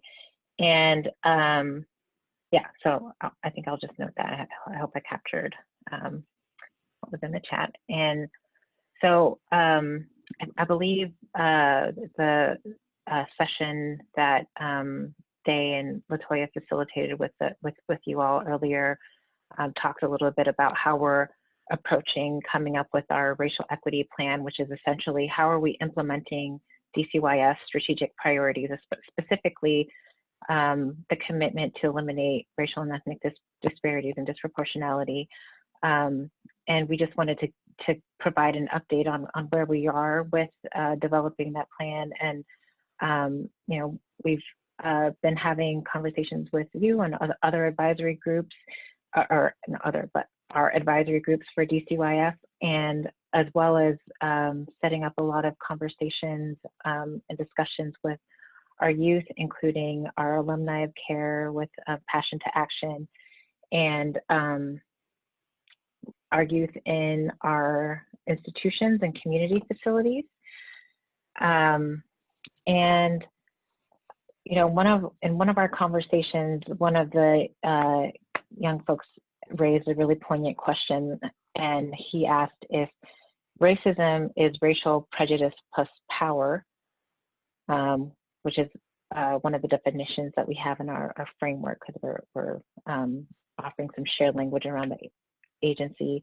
So if racism is racial prejudice plus power, what's the plan for balancing that power?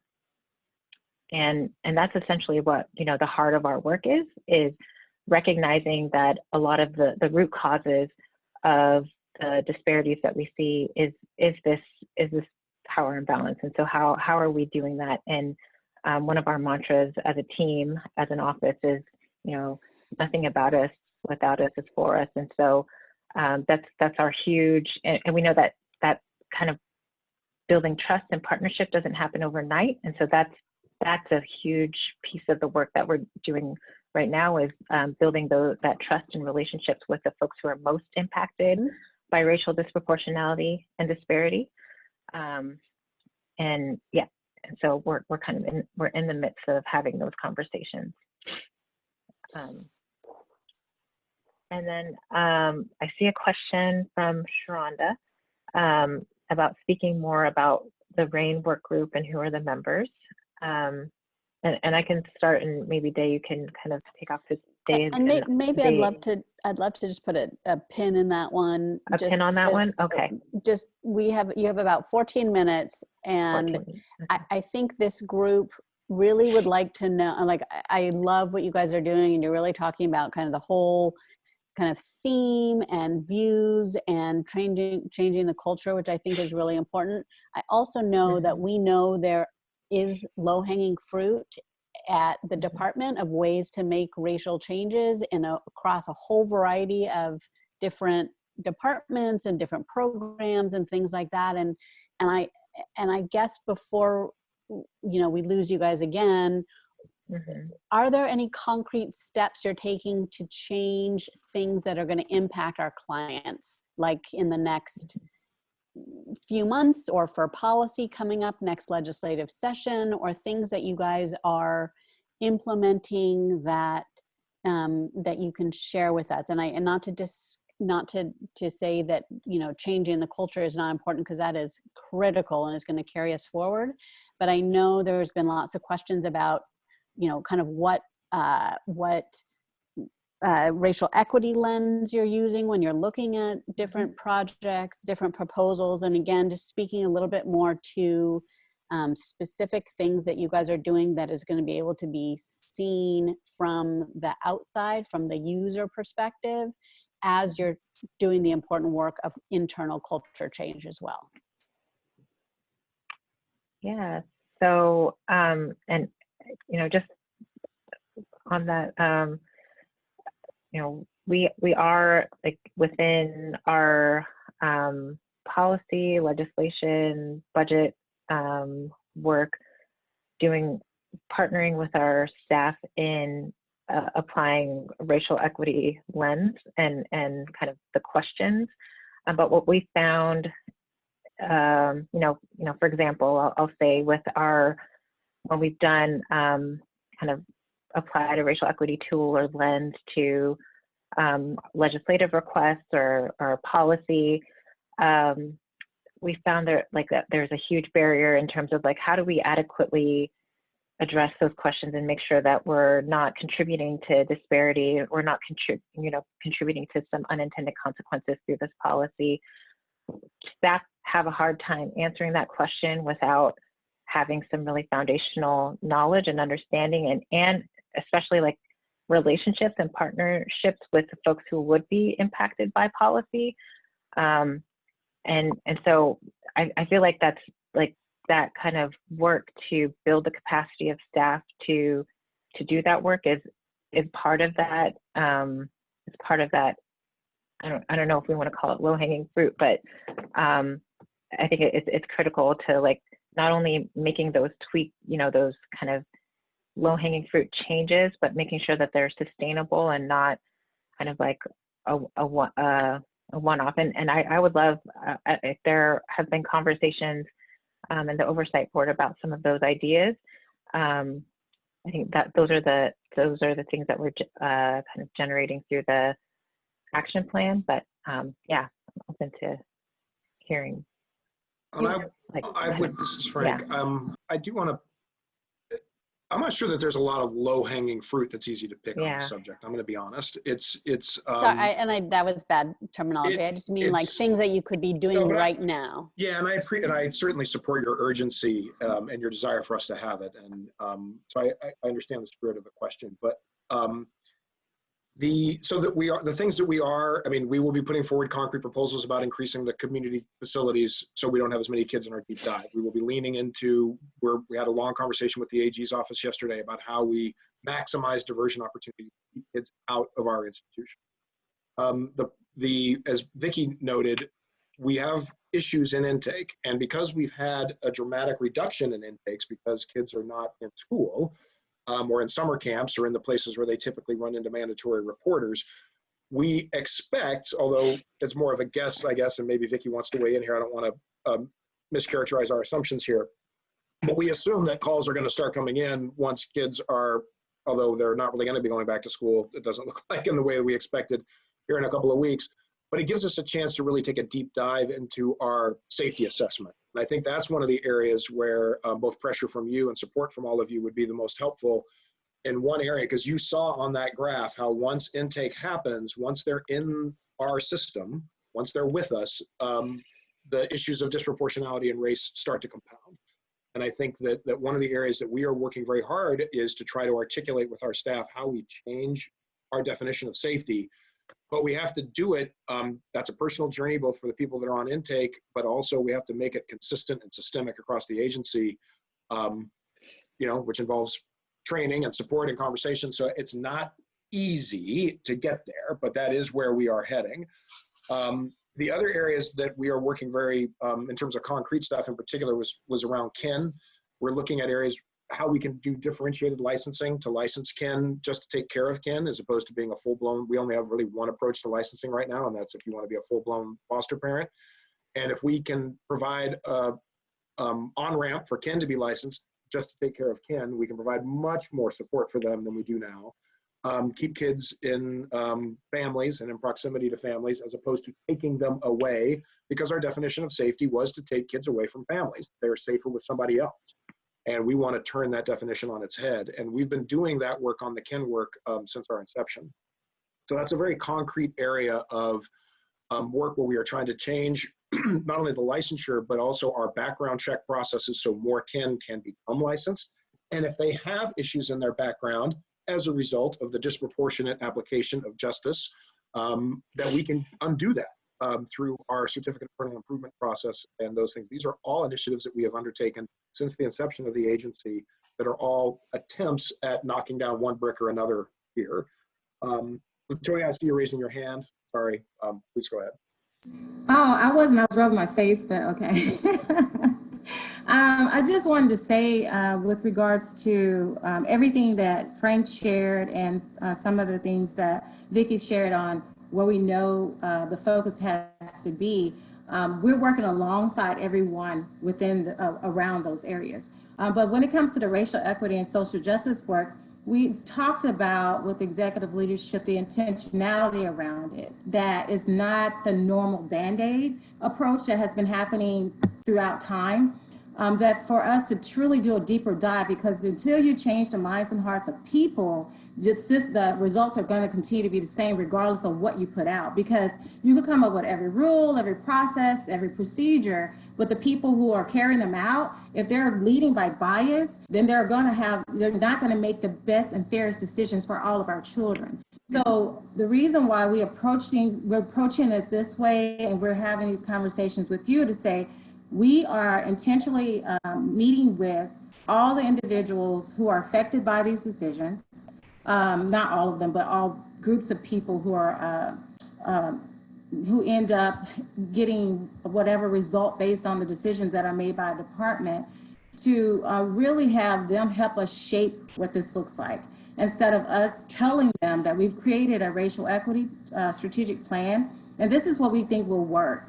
Because we know departments have done it time and time again, and it doesn't. Because the people within the department are the ones who created it, not the individuals who are being affected by it. So our approach is different than the norm. It's us telling you what to do, but you explain to us what your community needs, what you need, what your family needs, so that we can really create a plan that will work for the people that it's designed to work for. And that's everyone within our communities.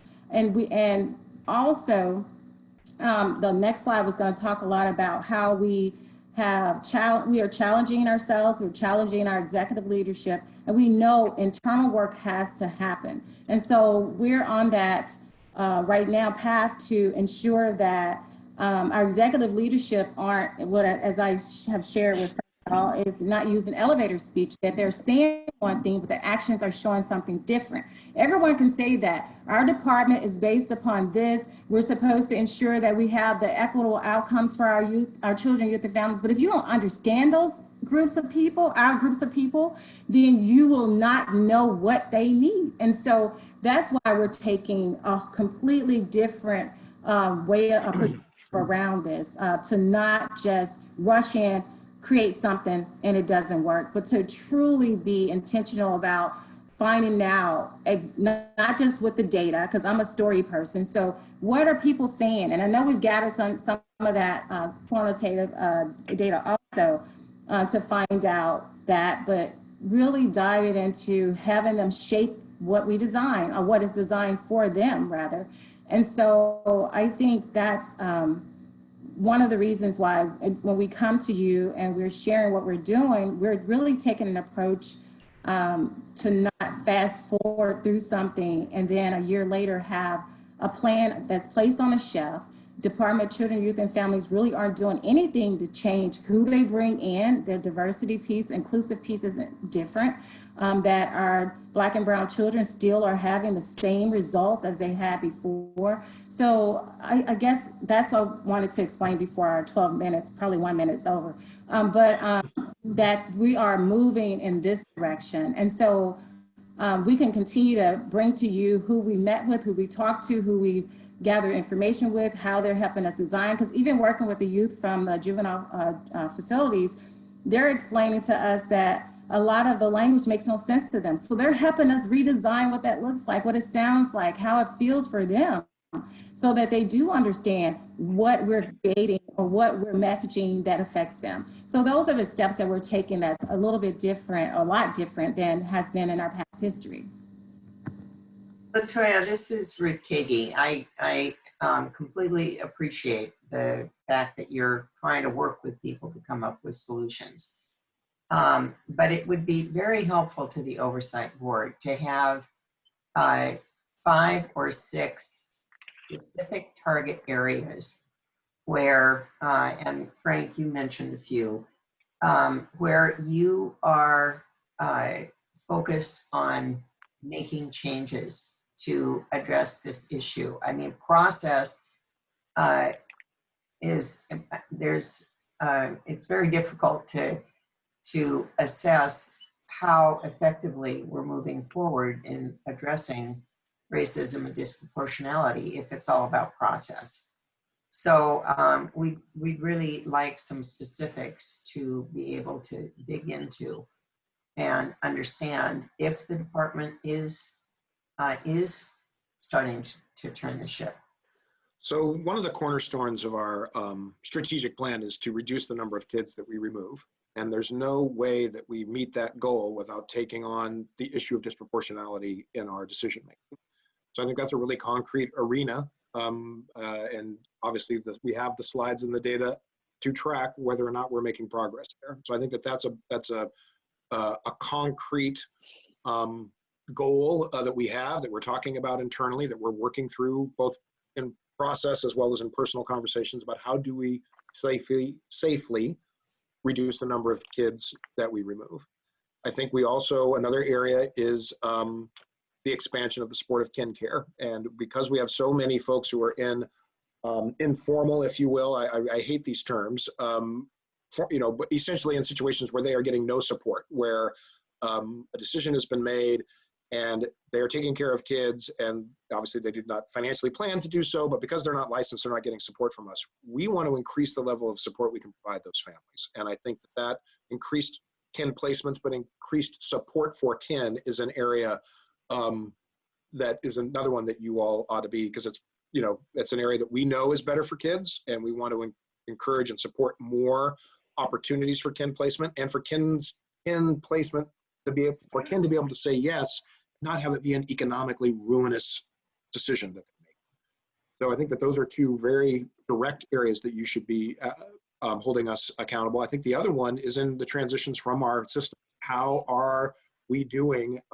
Vicki, you know, throughout JR, you saw that the decisions that we make, both we receive some of those decisions. You know, we're not the arrestor, we're not the adjudicator, we're not the court, but we receive those young people. And then there's disproportionality and about the average length of stay comparative across race areas. And so I think that looking at how the experience of those who do end up with us in JR, both are their lengths of stay comparable, and then how successful are we on transitions to stability and safety for young people. Those are all areas.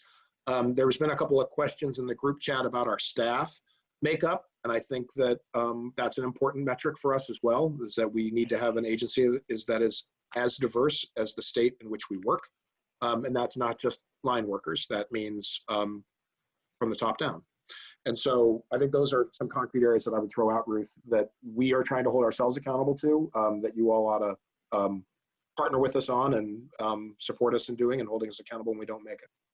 Okay, thank you. And I do hope that early learning will be included in that array of issues. Well, you know, and the kindergarten readiness goal for us is a kind of a cornerstone of that. And you know, because you led most of that work, and a lot of that work is, you know, that to us represents the result of a healthy childhood, that it's not an academic score. And so, yeah, I would absolutely include that one. Now, obviously, we're not in control of all of those pieces, but for the families that we are, you know, you saw the child welfare numbers, those should go up. Okay, good. Thank you, Frank. Ruth, I just want to jump in. We do have, going back in the chat box just to make sure we're covering everything that was added, back starting at minute 12:07, Dave did share the link to the RAIN business resource group. I'm happy to share with the board as well. That is through OFM and can be found on their website. There's a question from Shonda. It says, Frank, can you please speak to efforts to support and building kinship? The retention recruitment plans seem to be focused on building foster care providers. In light of the insight provided by Dr. Ybarra earlier with the social emotional benefits, keeping children within families and communities would provide significant benefits. Where's the department's investments in this area? So great, thank you, Sharonda. And as I mentioned, this is an area of, you know, one of the reasons that we pulled back our current recruitment and retention contracts was that they weren't paying attention to this arena at all. And as I've mentioned before, our approach is both through background check, licensure change. I've also been meeting with the Kinship Care Oversight Committee quite a bit about their work. And there's some really good work going on there, but it's also, it needs some energy, I guess is the way I'll put it for the moment. So I'm happy to talk to you about that in more detail, but the background check arena, the licensure change, the pathways to ameliorate past engagements with law enforcement through our new certificate of parental improvement process, which is my least favorite title of any bill or process that we have. Talk about patronizing, but it is what we've got. But those are all areas that we're working to support kin in placements and hopefully ultimately directly support. And we know that this is going to have a financial impact. The more kin that we license, the more money we're going to be spending. That's okay. We're going to deal with that, but that's our intent. I saw another question, Krista, related to from Katie Byron about the race blind removals. I don't know that we have formally looked into this yet at the agency. I just found out about this study. I don't know if this is an arena that Vicki has any knowledge or not. But just real quick, folks, it's my understanding that what this is a result of a study where they took case notes from intake and scrubbed them for any identifiers, as in, you know, that the child is African American, or any words in the description of the case note that would let you know what the race or ethnicity of the child was. And in so doing, the determination of whether or not an investigation needed to change or needed to take place changed dramatically. And so by having a race-blind case note approach, the approach to the case changed measurably in this one study.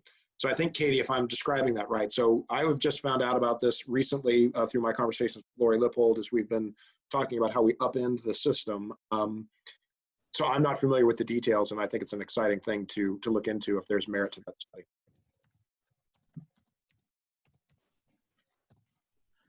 And just wanted to share that Vicky, I don't know if you want to read your comment out loud just to make sure those on the phone heard it, or I'm happy to do so. I don't know if she's still on the call.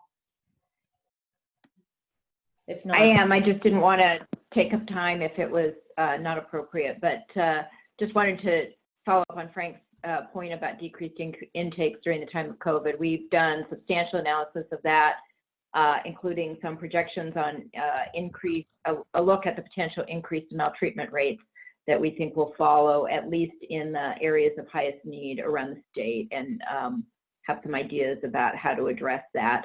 The other concrete thing I would add to Frank's list is the need for substantially more secondary prevention. If we are to offer services to families that are effective in preventing placement, we need to accelerate our FFPSA plans and put money into increasing the service penetration rate on the front end and to prevent entry into the system in the first place, not just the service array we have now, but a service array that is responsive to the needs of our families. So I would say that's another area that we need substantial work on.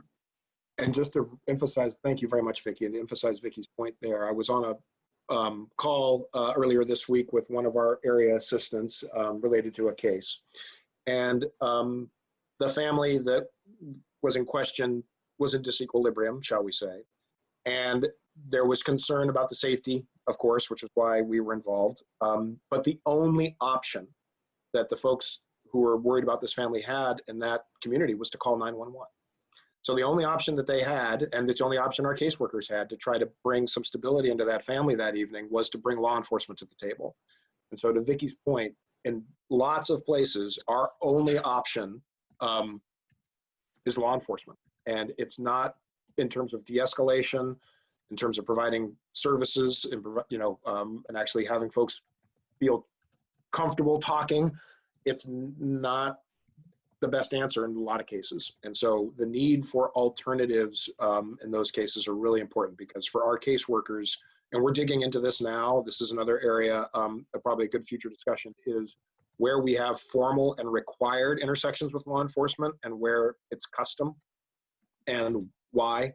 And so I hope to have some information on that to share relatively soon, because it's one of the areas that our field staff in particular are really wrestling with right now.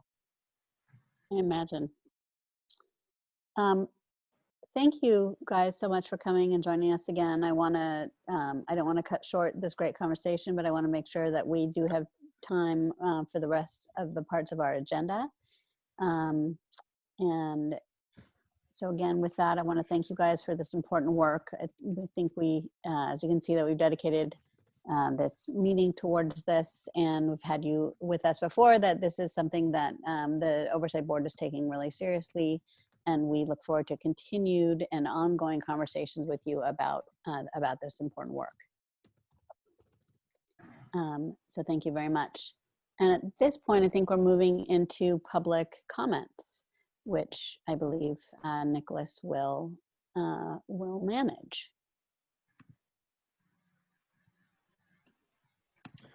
Great, thank you, Representative Sen. First up for public comment, we have Shoshana Weinberg. So Shoshana, go ahead and unmute yourself.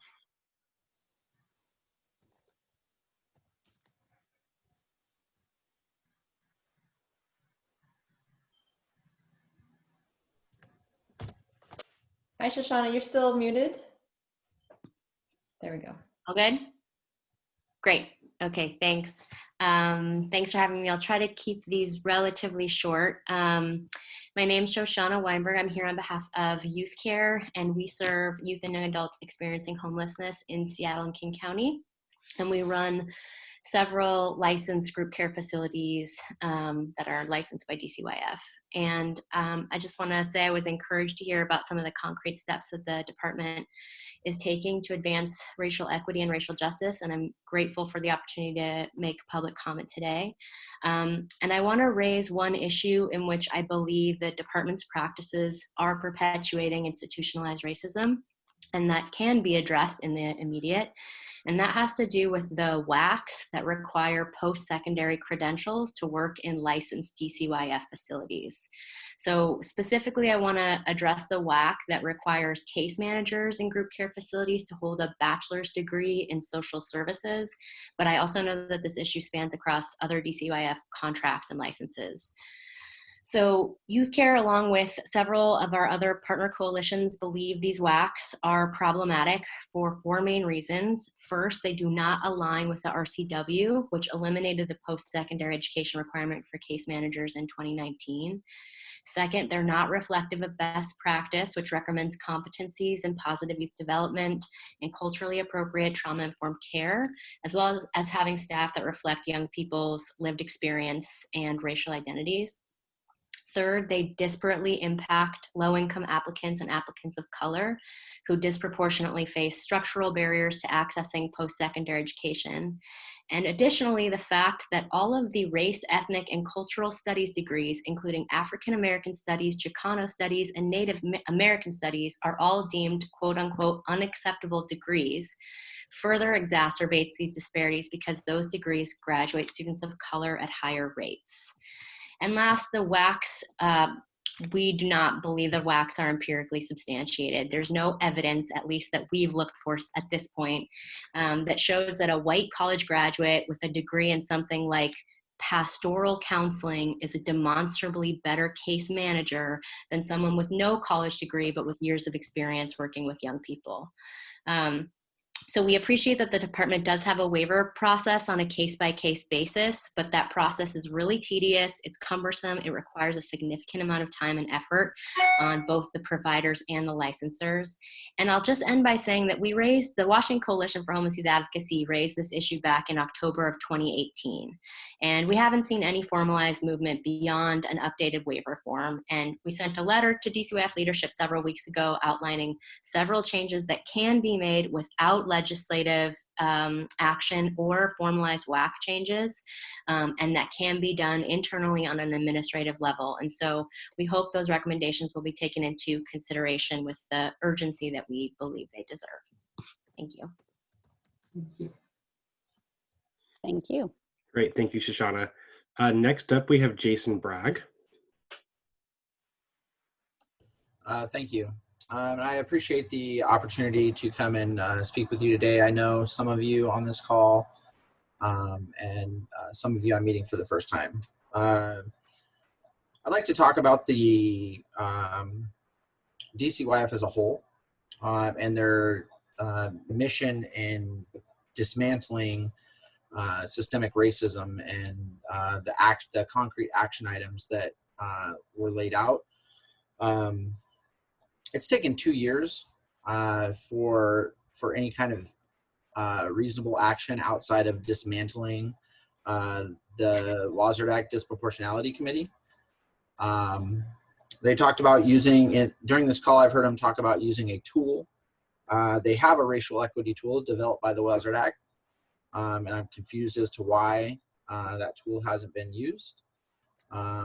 It was piloted in an office, and the initial reports that I haven't seen the reports, but heard through various committees that I'm on.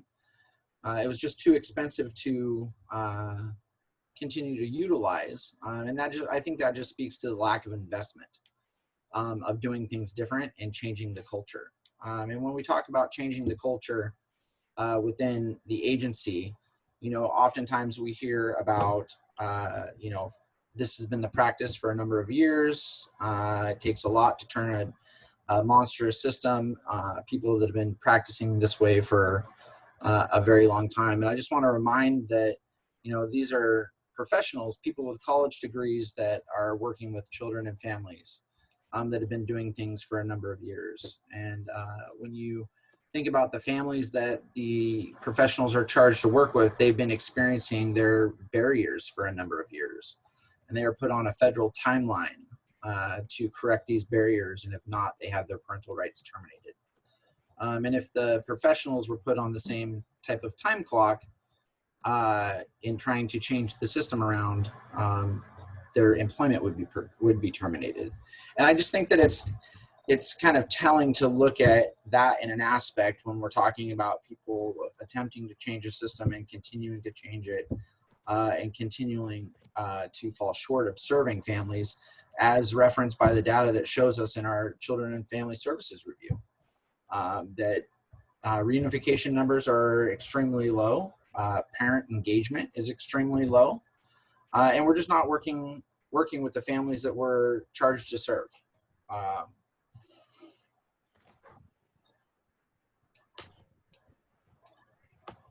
I think that you know, some of the things that have been put out talking about the expected increase in maltreatment when there's no data to back that up. There's no data that says there's going to be expected maltreatment to occur at a higher rate due to children not being in school.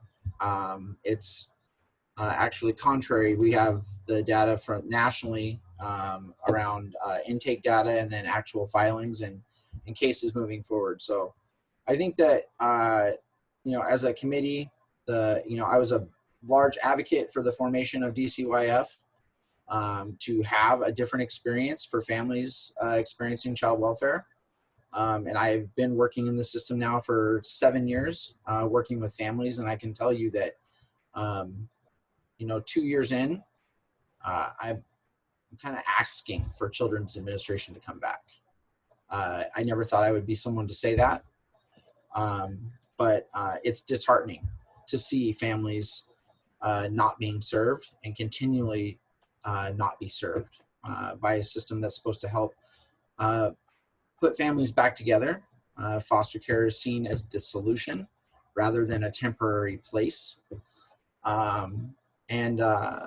I really hope that the Oversight Board can start helping hold the department accountable and not have just community providers that are continually advocating for families, but to have the Oversight Board actually, you know, look at some concrete steps and not just have some bulleted items and key catchphrases put out in a letter, but actually have some concrete actionable items that you can say, you said you were going to do this on this day, July 16th, 2020. And in 6 months, go back and say, show us the concrete steps that you've taken to move this action forward. And then how are we going to hold things accountable to make sure that the things are actually changing?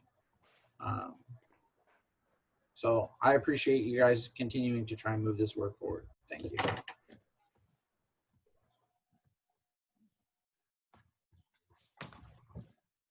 Great, thank you, Jason. Our final public comment is Lori Lippold. Hi there, thank you very much. Go on picture, here we go. Okay, I'm going to go back to some of the conversation about racial disproportionality and racial equity, institutional racism, just for a minute. And I will start though by apologizing. I had to get off from this Zoom to go to a Zoom where we were talking about substance use disorder, child welfare, and housing. And they very much connect because we've got an awful lot of folks who are being separated from their children because of substance use disorder, and then either not having a program to go into or not having a place to live post-treatment where they can keep the family unit together. So I think it would be a great way to get at reducing the number of kids coming into care if we could keep parents and babies together at birth and have them in safe, effective treatment programs. So I know a number of you have been part of the conversations about turning foster care on its head or upending foster care. These are going on nationally. You probably spent time talking about this, but we have a group that has started to come together to really look at specific strategies. And Frank mentioned some of them. I think that we've got an opportunity, maybe this window where the expectation is when school does come back in whatever form, that there will be an increase in reports because of the decrease. And we know that nationally anyway, probably 90% of the calls made by educators are unfounded and are related to neglect. So, and neglect is so related to poverty, and we just don't have the resources, the services, et cetera, in place to actually be able to say to a family, what would make a difference? What do you need? And then be able to have that available. So it seems that in addition to some of the specific strategies to look at around race-blind removals or taking another look at the safety assessment or how we are involving or not involving law enforcement, our mandatory reporting laws, a number of things that even though FFPSA was great in terms of making $40 somewhat more flexible, the ability to really be able to have flexibility with funds to provide the supports, not necessarily a specific service, but resources that a family needs. So I'm hoping that we can work together, that our group can work with the department and others on having either multiplying the number of strategies that we embark upon, so maybe we can do more quickly, or coming together on some so that we can have the best chance possible of getting some things changed. But I will say, having been on a number of national calls and then calls with the group that I've been meeting with, it is really, it's horrifying how long this has gone on. And it's really exciting that so many are coming together finally. And I feel very complicit in not having done anything previously, frankly, but in really trying to make some of these significant differences and view and serve families in a much more appropriate and effective way. So thank you.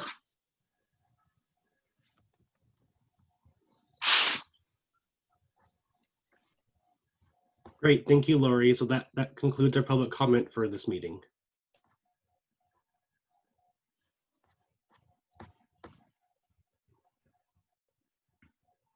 Thank you. Thank you, everybody, for your comments and participation on this Oversight Board meeting. Appreciate that. So now we are going to move into a board discussion of what we heard today, both from Vicki and Frank and the equity team. And we have made sure that in our agendas now that we actually have a time for us to have discussions, because in our past meetings we recognize that we've gotten a lot of great information and then we haven't had a time to digest them as a board. So wanted to make sure that we have the space to do so.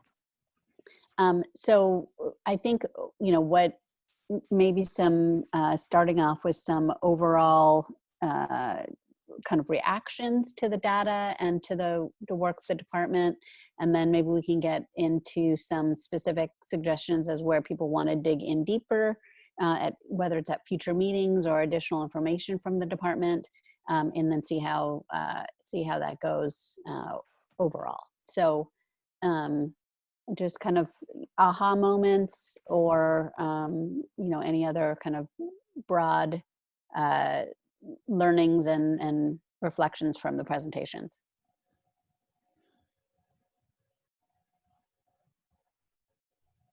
This is Diane. I'll jump in. I think one of the things that struck me and in my professional life occurs all too frequently is the lack of prevention and preventative services for families, that secondary prevention that Vicki was talking about. And I feel like that is something that I would like to hear more about, what we're planning to do to increase prevention and how we can move the needle upstream so that we can really get these interventions in place earlier. And I'd be really interested in having perhaps a session where we're really looking on what things work for families, maybe looking at some programs that are effective and trying to get into the homes. I'm thinking about like Nurse Family Partnership is a perfect example of a program that has a lot of evidence behind how it can really impact those downstream juvenile justice numbers and so forth. So I'm just thinking, I personally would love to see us get into the prevention space here and take a look at it more.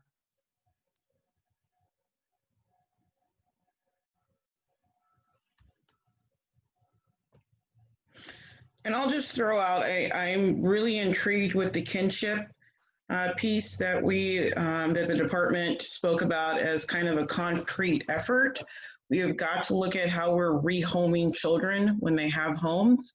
The investment in keeping children inside of their homes has got to be the priority. I would love to hear a little bit more around the strategies of not removing children. And I think that those two concrete ideas are somewhat interconnected. So I'm just hoping that, you know, as we continue to kind of hold the department, and not even hold, partner with the department in a way that really kind of elevates these ideas that feel like they really could have a substantial impact, that we really talk about the investment. I was struck by the comment that it will cost money on the kinship side, and it costs money on the foster care side. And so, you know, we've got to be committed to putting that money where we really want to support children, and children thrive in families. I would like to follow up a little bit with what both Rhonda and Diane said. You know, in the bill that created the DCYF, it specifically directed the DCYF to look at going upstream and how we can keep families whole, keep them together. We talk about ACEs, we talk about that a lot, but the one thing we do know that when we take a child out of the home, then they have suffered major trauma. They may or may not ever get around that. But one thing I know for sure is it will be with them the rest of their life. So I believe we have to start going upstream. We have to stop taking so many kids out of the home and deciding we're deciding what their future should look like in our eyes. And the one thing I do know when I talk to kids that have been taken out of the home, and I do spend some time doing that, is most of them wish they were home. And especially if they're children that are in homes that don't meet or match what they were in their birth home. So it's really, really important, I think, that we take a look at this and how we can go upstream, and that and taking a child out of the home has to be the last resort, not the first resort. So that I think we need to look at how do we go upstream, and how can we accomplish keeping these families whole. And earlier I had asked a question, but I didn't realize that I pushed the wrong button. Technology is not my strongest suit, but we're talking about you know, some treatment for our substance abuse folks. Yet we need to increase treatment. Well, how are we going to do that? And you know, we need to think about that too, because the number one reason we take children out of the home is because of alcohol and drug abuse. So we need to think about putting all these things together and how we can make it work to keep those children at home. I too appreciate where the conversation was going. I wanted to sort of focus my comments on the juvenile rehabilitation portion of the workload. What I don't hear, and maybe that needs to come from us and from others who would have a voice on this matter, but I am curious about whether or not the department sees a role for themselves in the decarceration movement to actually develop a feasibility assessment about whether or not we have the ability in the future to close our traditional institutions like Echo Glen and Green Hill. And I would be very interested in working on such a pathway if that was something that we wanted to move into. I know it's a little bit of a departure, but it's certainly my eyes have been opened up during the last few months of my own reflection and listening to others. And I think that's perhaps an important pathway for us to travel down. Are folks by chance able to hear me? Oh, hallelujah. I've been trying to figure it out. I got the phone. My internet is horrible. A tree got hit by lightning and they've killed my internet. I want to build off of all of these comments that have just happened. I think that we've traditionally relied on the child welfare system to do more than it's capable of doing. Like Jacob had said, it is an intervention. And there are other systems. I would like to see an interdisciplinary approach, and Representative Dent and our lovely doctor and Senator Darneal, I think you've all brought up that same point, and Sharonda as well, is that, you know, I mean, public health needs to be involved in this. Schools need to be involved in this. I mean, we need to leverage every part of our, I want to say community, but at least our state governments that impact community to create these spaces, because child welfare is not going to fix all of these problems. It's just an intervention. And we need to look at it that way. And considering the fact that we have a tax base that half of the money that goes out of our tax system, I won't speak on other things, but that it's all dedicated towards education, we have an obligation to be doing that prevention work at the front end in early learning and in schools, not just waiting for a teacher to make a phone call so that it gets passed off to child welfare. Sorry, I sound a little high horse-ish there, but I believe we all have a stake in this, and that means our entire government, not just us as individuals. Thank you. So if I could jump in here for a second, I really would like to hear more about the, can you hear me okay? Oh, great. I have internet problems as well. I'm on a satellite, and sometimes it's pretty spotty. So I'm particularly interested in the whole business of safety assessment, because one of the things that I think we're all clear about is the assessment activity on the front end of the public child welfare system is a pretty blunt instrument. It creates a lot of false negatives, and there are a lot of people who are on the receiving end of CPS investigations who actually get nothing. And I seriously question whether or not it's a viable strategy to increase the number of raw referrals, because individual responses, when you get up around 120,000 raw referrals each and every year, individual responses and sensitivity to true risk gets very difficult. Instruments being used in the field have not been normed very well. They haven't been very well researched. And since it's the launch point for disparate outcomes and disproportionality in the system, it seems like knowing more about what we intend to do, about being more precise in deciding who comes through that gate is key to a lot of problems that follow as families penetrate further into the system. So I think digging into that a little bit more, hearing what the agency's plans are, the analysis that Vicki mentioned relative to the hiatus of mandatory reporting, or at least the slowing down of mandatory reporting, gives us an opportunity to learn more about what happens in the front end of the system. And I recommend looking into it further. Thank you. Hi, this is Wendy Thomas. I just wanted to make a connection from the last time that Frank provided a presentation at our last meeting in regards to FIN and performance-based contracting, and the point that I brought up regarding the fact that we don't receive those numbers for tribes that utilize the state for tribal services for Indian child welfare. And so when you listen to Vicki's presentation and you see the numbers, how can we realistically make those connections of why tribal families are not, why we're so disproportionate, I guess. And so though we have our own tribal services that we provide, a lot of tribes utilize the state, and we're not tracking those numbers. I just wanted to make sure that I made that connection there today. Thank you. This is Annie Lee, and I wanted to piggyback a little bit on Senator Darnielle's comments around the juvenile justice system. I think we're at a historical low in terms of the number of young people that are coming through, and as everybody has been seeing for the last 30 or more years, the disproportionality continues to persist. I wonder if I'd be interested in seeing what sorts of things we can think of and explore, not in quickly, to address and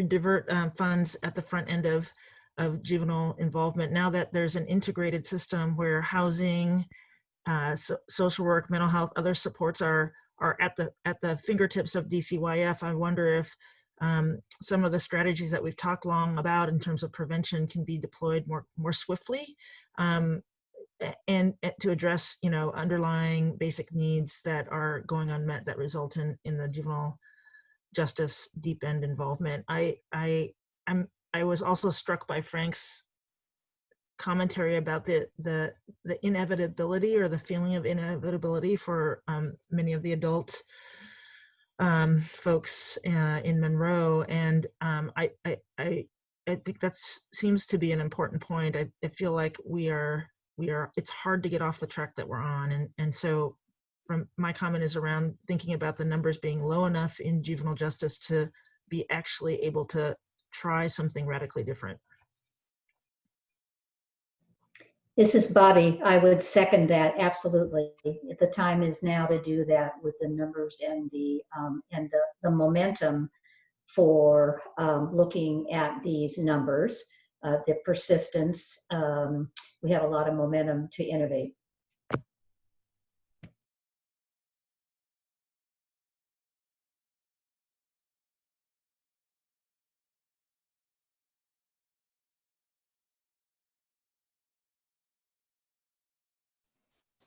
Other kind of broader thoughts?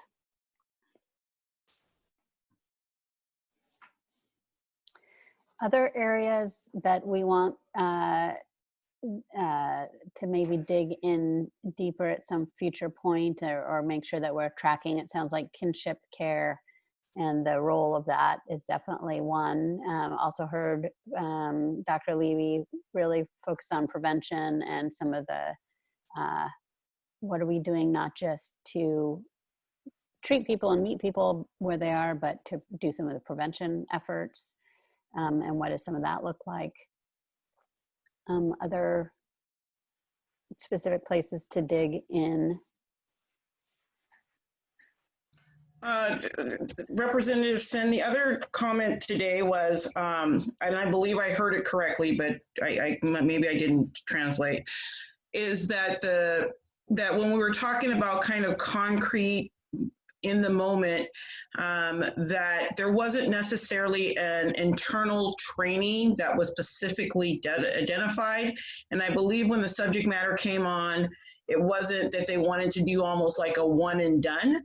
I would be interested in really seeing from the department's perspective on some of the opportunities that they might want to bring to their staff around bias and around the effects, and that, they have some type of internal annual, half a year type of training going on. So I just would be interested in knowing if that is a strategy that they would be interested in bringing inside to their workforce. Mm-hmm. Thank you for that. And I think actually to follow up even more so on our original policy statement, when we talked about holding ourselves accountable, I think we talked about maybe instead of them talking about the training, they could do, they could provide some for us, and maybe that's a separate meeting that could either be obviously an elective participation or a requirement, but give us some more time to maybe get some of that training ourselves and experience some of what they are talking about and doing. I think also kind of following up on Jason Bragg's point of the equity tool. I know we've talked about this before, and at our subgroup working on the statement, not really sure what equity tool is being used by the department, and then frankly, what the equity tool would do. Like, are you using an equity tool to evaluate policy change requests? Are you using an equity tool to evaluate contracts? Are you using an equity tool to, you know, when you decide what data to collect? So I think there's both the questions of, you know, what equity tool are you using, given that the one from the WASRDAC was decided that it wasn't going to be useful. But again, maybe it's just for me, I'm not even sure where an equity tool would be used. So, you know, and if something is being used, that again for policy recommendations, for legislation requests, for especially budget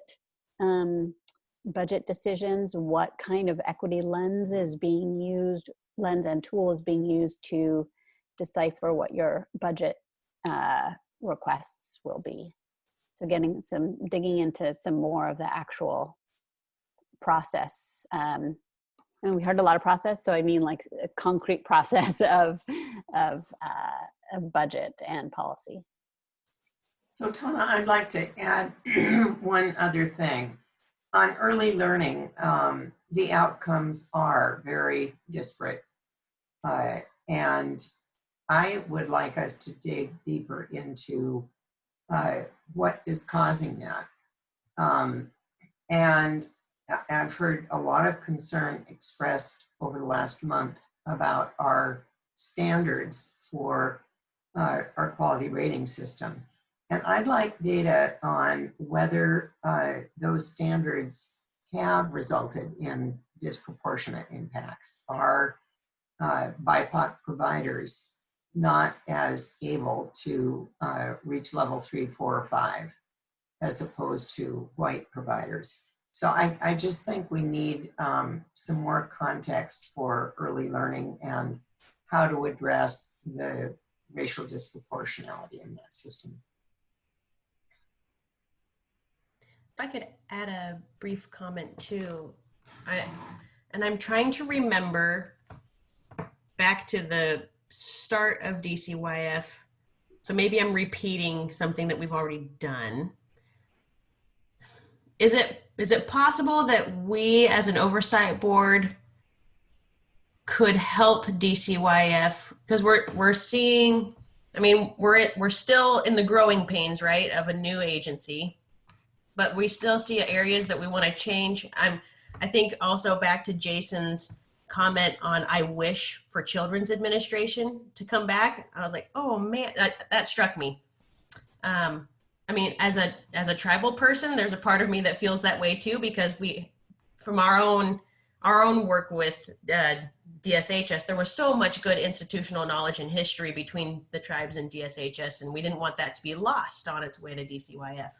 It's still pretty well kept intact, but it makes me wonder, do we need some sort of a contracted consultant to come in and kind of help us break down certain steps on how do we get racial and equality measures going? What tools should we use? How do we break down barriers between all of these different programs that are, frankly, might be having a hard time communicating together because it's such a large animal now? I mean, we took Children's Administration and then we stuck it together with 2 other very large programs. You know, I don't know. It's just a suggestion that I was thinking of.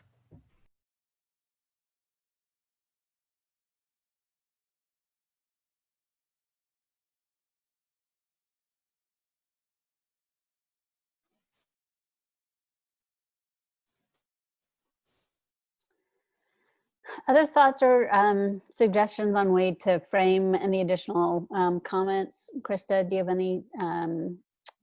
anything that would be helpful for you to have us reflect on?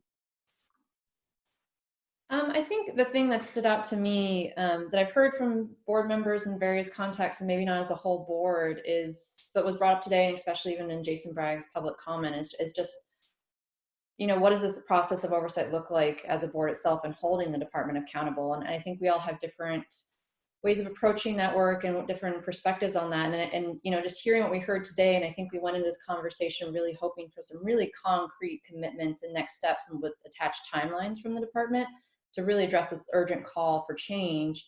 And then even this discussion as a board here at the end is kind of talked about, okay, what else do we want to talk about? So I just, being staff to the board, I want to make sure that we are effective in the work that we do. And I want to make sure that I'm hearing that call from board members to be much more intentional in the work of accountability with the department. But I'm going to ask the board members, as you all, to help with that process. And I guess I just want to bring that back, because I worry that every time at the end of a board meeting, when we get the opportunity to discuss, we just start talking about what else we want to look at and hear from the department. And I do want to pull us back a little bit and be like, okay, how do we do this accountability work with DCYF to make sure we are seeing that change, and how we do the, you know, the feedback. And one thing going in this meeting I was hoping we could do is get some of those concrete next steps and commitments with timelines, because as staff, we'd like to start doing some project management on that. So really doing that connection with, hey, you committed to this. I know last meeting, Vicki had talked about the evaluation data for the network administrator model based on what data they'll get from Sprout at that time. So the plan will be, you know, 6 months from now, we're definitely going to check in and say, what does that look like? How effective is this model? So just kind of a reminder and thought for board members too, there is DCYF, and I think we run into this every time, has such a wide umbrella of services and family and children and providers that they serve. But for us, I think to be effective in that accountability, I do ask that board members keep that in mind too, that it is the role of the board to kind of keep plugging and keep pushing too. I think keep pushing DCYF for some concrete answers and responses. Well, thank you for that. And actually, so I'll kind of jump in on that. You know, I know maybe it's just with my hat on of, I tend to be very action oriented because we tend to have limited time to work on things until another legislative session comes. And then if we don't have things all buttoned up, then we miss a whole year of action. So, you know, specifically, we clearly saw the intake as a area where there was significant disproportionality. And so I guess the question that I would ask and want to hold the department even accountable to just get more information. Okay, what steps are we taking to address that? I was sitting here, I sent an email to some of my staff, and, you know, we've got Vicki mentioned over policing. I'm not really sure totally what that means. And I would love to know what over policing means, and if that is with regards to actual police. And we're going to clearly have police accountability legislation this coming legislative session. What can is there anything that should be related to police accountability that would reduce over policing, that would impact intakes? And so what is that intersection, and where can we be sure we have information and the department is working with, not in a silo, but with other parts of the state government to, if the intakes is really a huge issue and it's about over policing, and again, if she meant truly policing, then how can we make a difference? And if not, what is over policing?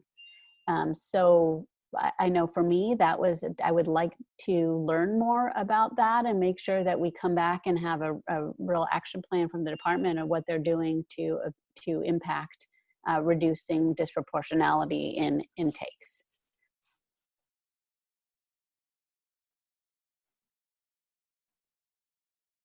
Representative Sen, I think you're onto something very important here. And it does connect up to something that Sharonda said earlier on, and that is that some aspects of the child welfare system are performing exactly the way they were designed. And it was designed as a front-end surveillance system, and that surveillance issue right now is dangerous to social justice. And so focusing in on who gets caught up in the net and why, we've got very broad statutes that enable public child welfare systems to basically take control of a very, very large number of families, and individual worker judgment plays a huge role in this. So it is the wellspring for disproportionality, and it's something that there are aspects, I believe, in the system that have outlived their usefulness, and that's something that at some point we should talk about.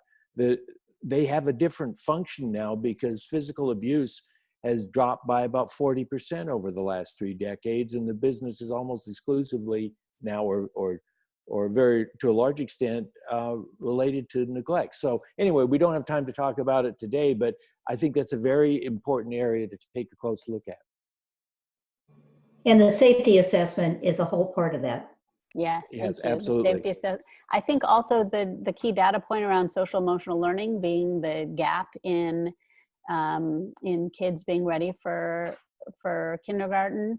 If you're in foster care, you know, what are the specific steps the department is taking to beef up social emotional learning training for foster parents, or around kinship care, or what extra services are we going to develop or work on to help promote social emotional learning for families? Are there additional tools that we can provide, like a Khan Academy or other, you know, referencing things that we can share with families to specifically work with social emotional learning?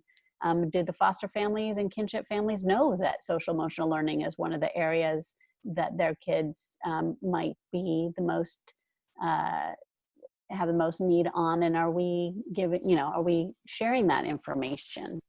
So I think that was another interesting data point that again has some intersection. How are we really focusing and working together with OSPI and WAKIDS on making sure that that information is shared, so that, you know, if there's a transitional K program or other program, even as they're entering kindergarten, if there's some, you know, some pre-work to be done, or awareness around that. So I thought that was a very interesting kind of data point and action place that the department could look at.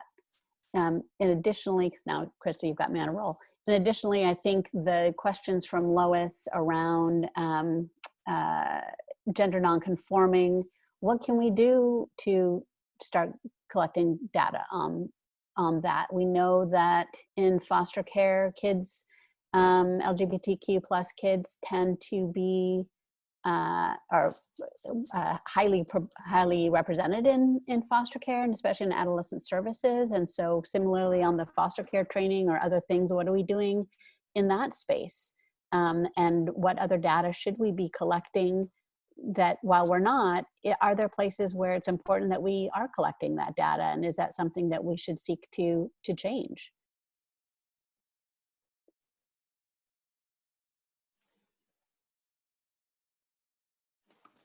Thank you for that. I do want to recognize we are 12 minutes over time, so we're going to go to 1 p.m. today. So I know a lot of people have dropped off, but I just wanted to let the co-chairs know for that. Thank you. We're starting to get heated in here. So if people can stick with us, I really appreciate it and understand if people need to go. And Wendy, I think you wanted to comment, but you are on mute. No? Okay. Okay, great. Other things, I know there were definitely some things in JR space that Frank mentioned in particular, whether it was about community custody or just the compounding impacts. And I know in a kind of separate legislative stuff, I'm also asking around for DOC, and as we're looking at kind of resentencing and other things, how does involvement in foster care impact longer term adult DOC impacts? But that is a little bit out of our arena here.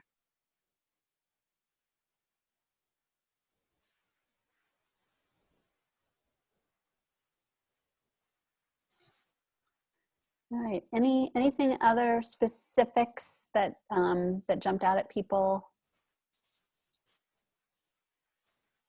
I guess even metrics, and I don't know if metrics is the right term, but in terms of the data collection, and you guys talked a lot about workforce. What is the makeup of DCYF's workforce, of their foster families, of social workers, of executive team and management level?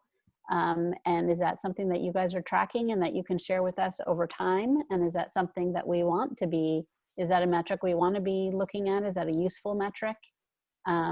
Obviously, just diversity within and of itself is not necessarily there isn't a number to hit, but it's probably, given our work, is a goal.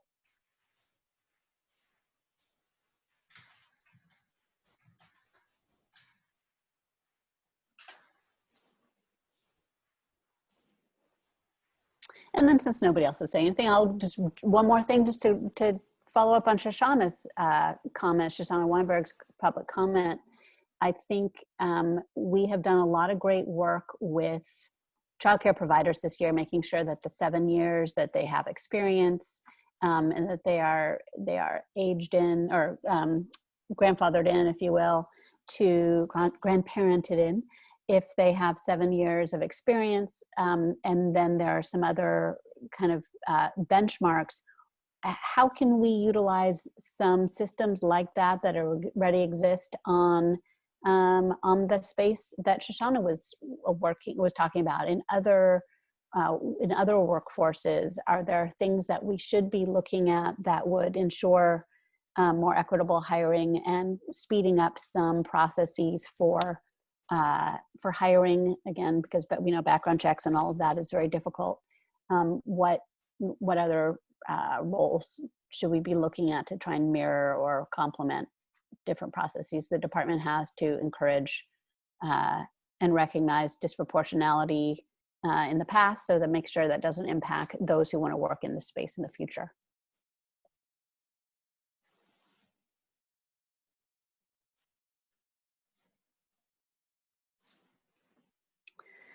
All right. Well, thank you everybody for this, for listening and for participating in today. And again, I'm so, we have such a strong team here, and I'm really grateful for everybody's committed work and the department's commitment to this. So thank you to everybody. Thank you, Krista. Thank you, Nicholas, for pulling this together today, as always. And we will get out information to approve and review the statement, and we will share additional information as we go forward. Onwards, be safe, wear a mask. Happy summer. Take care. Thank you, everybody.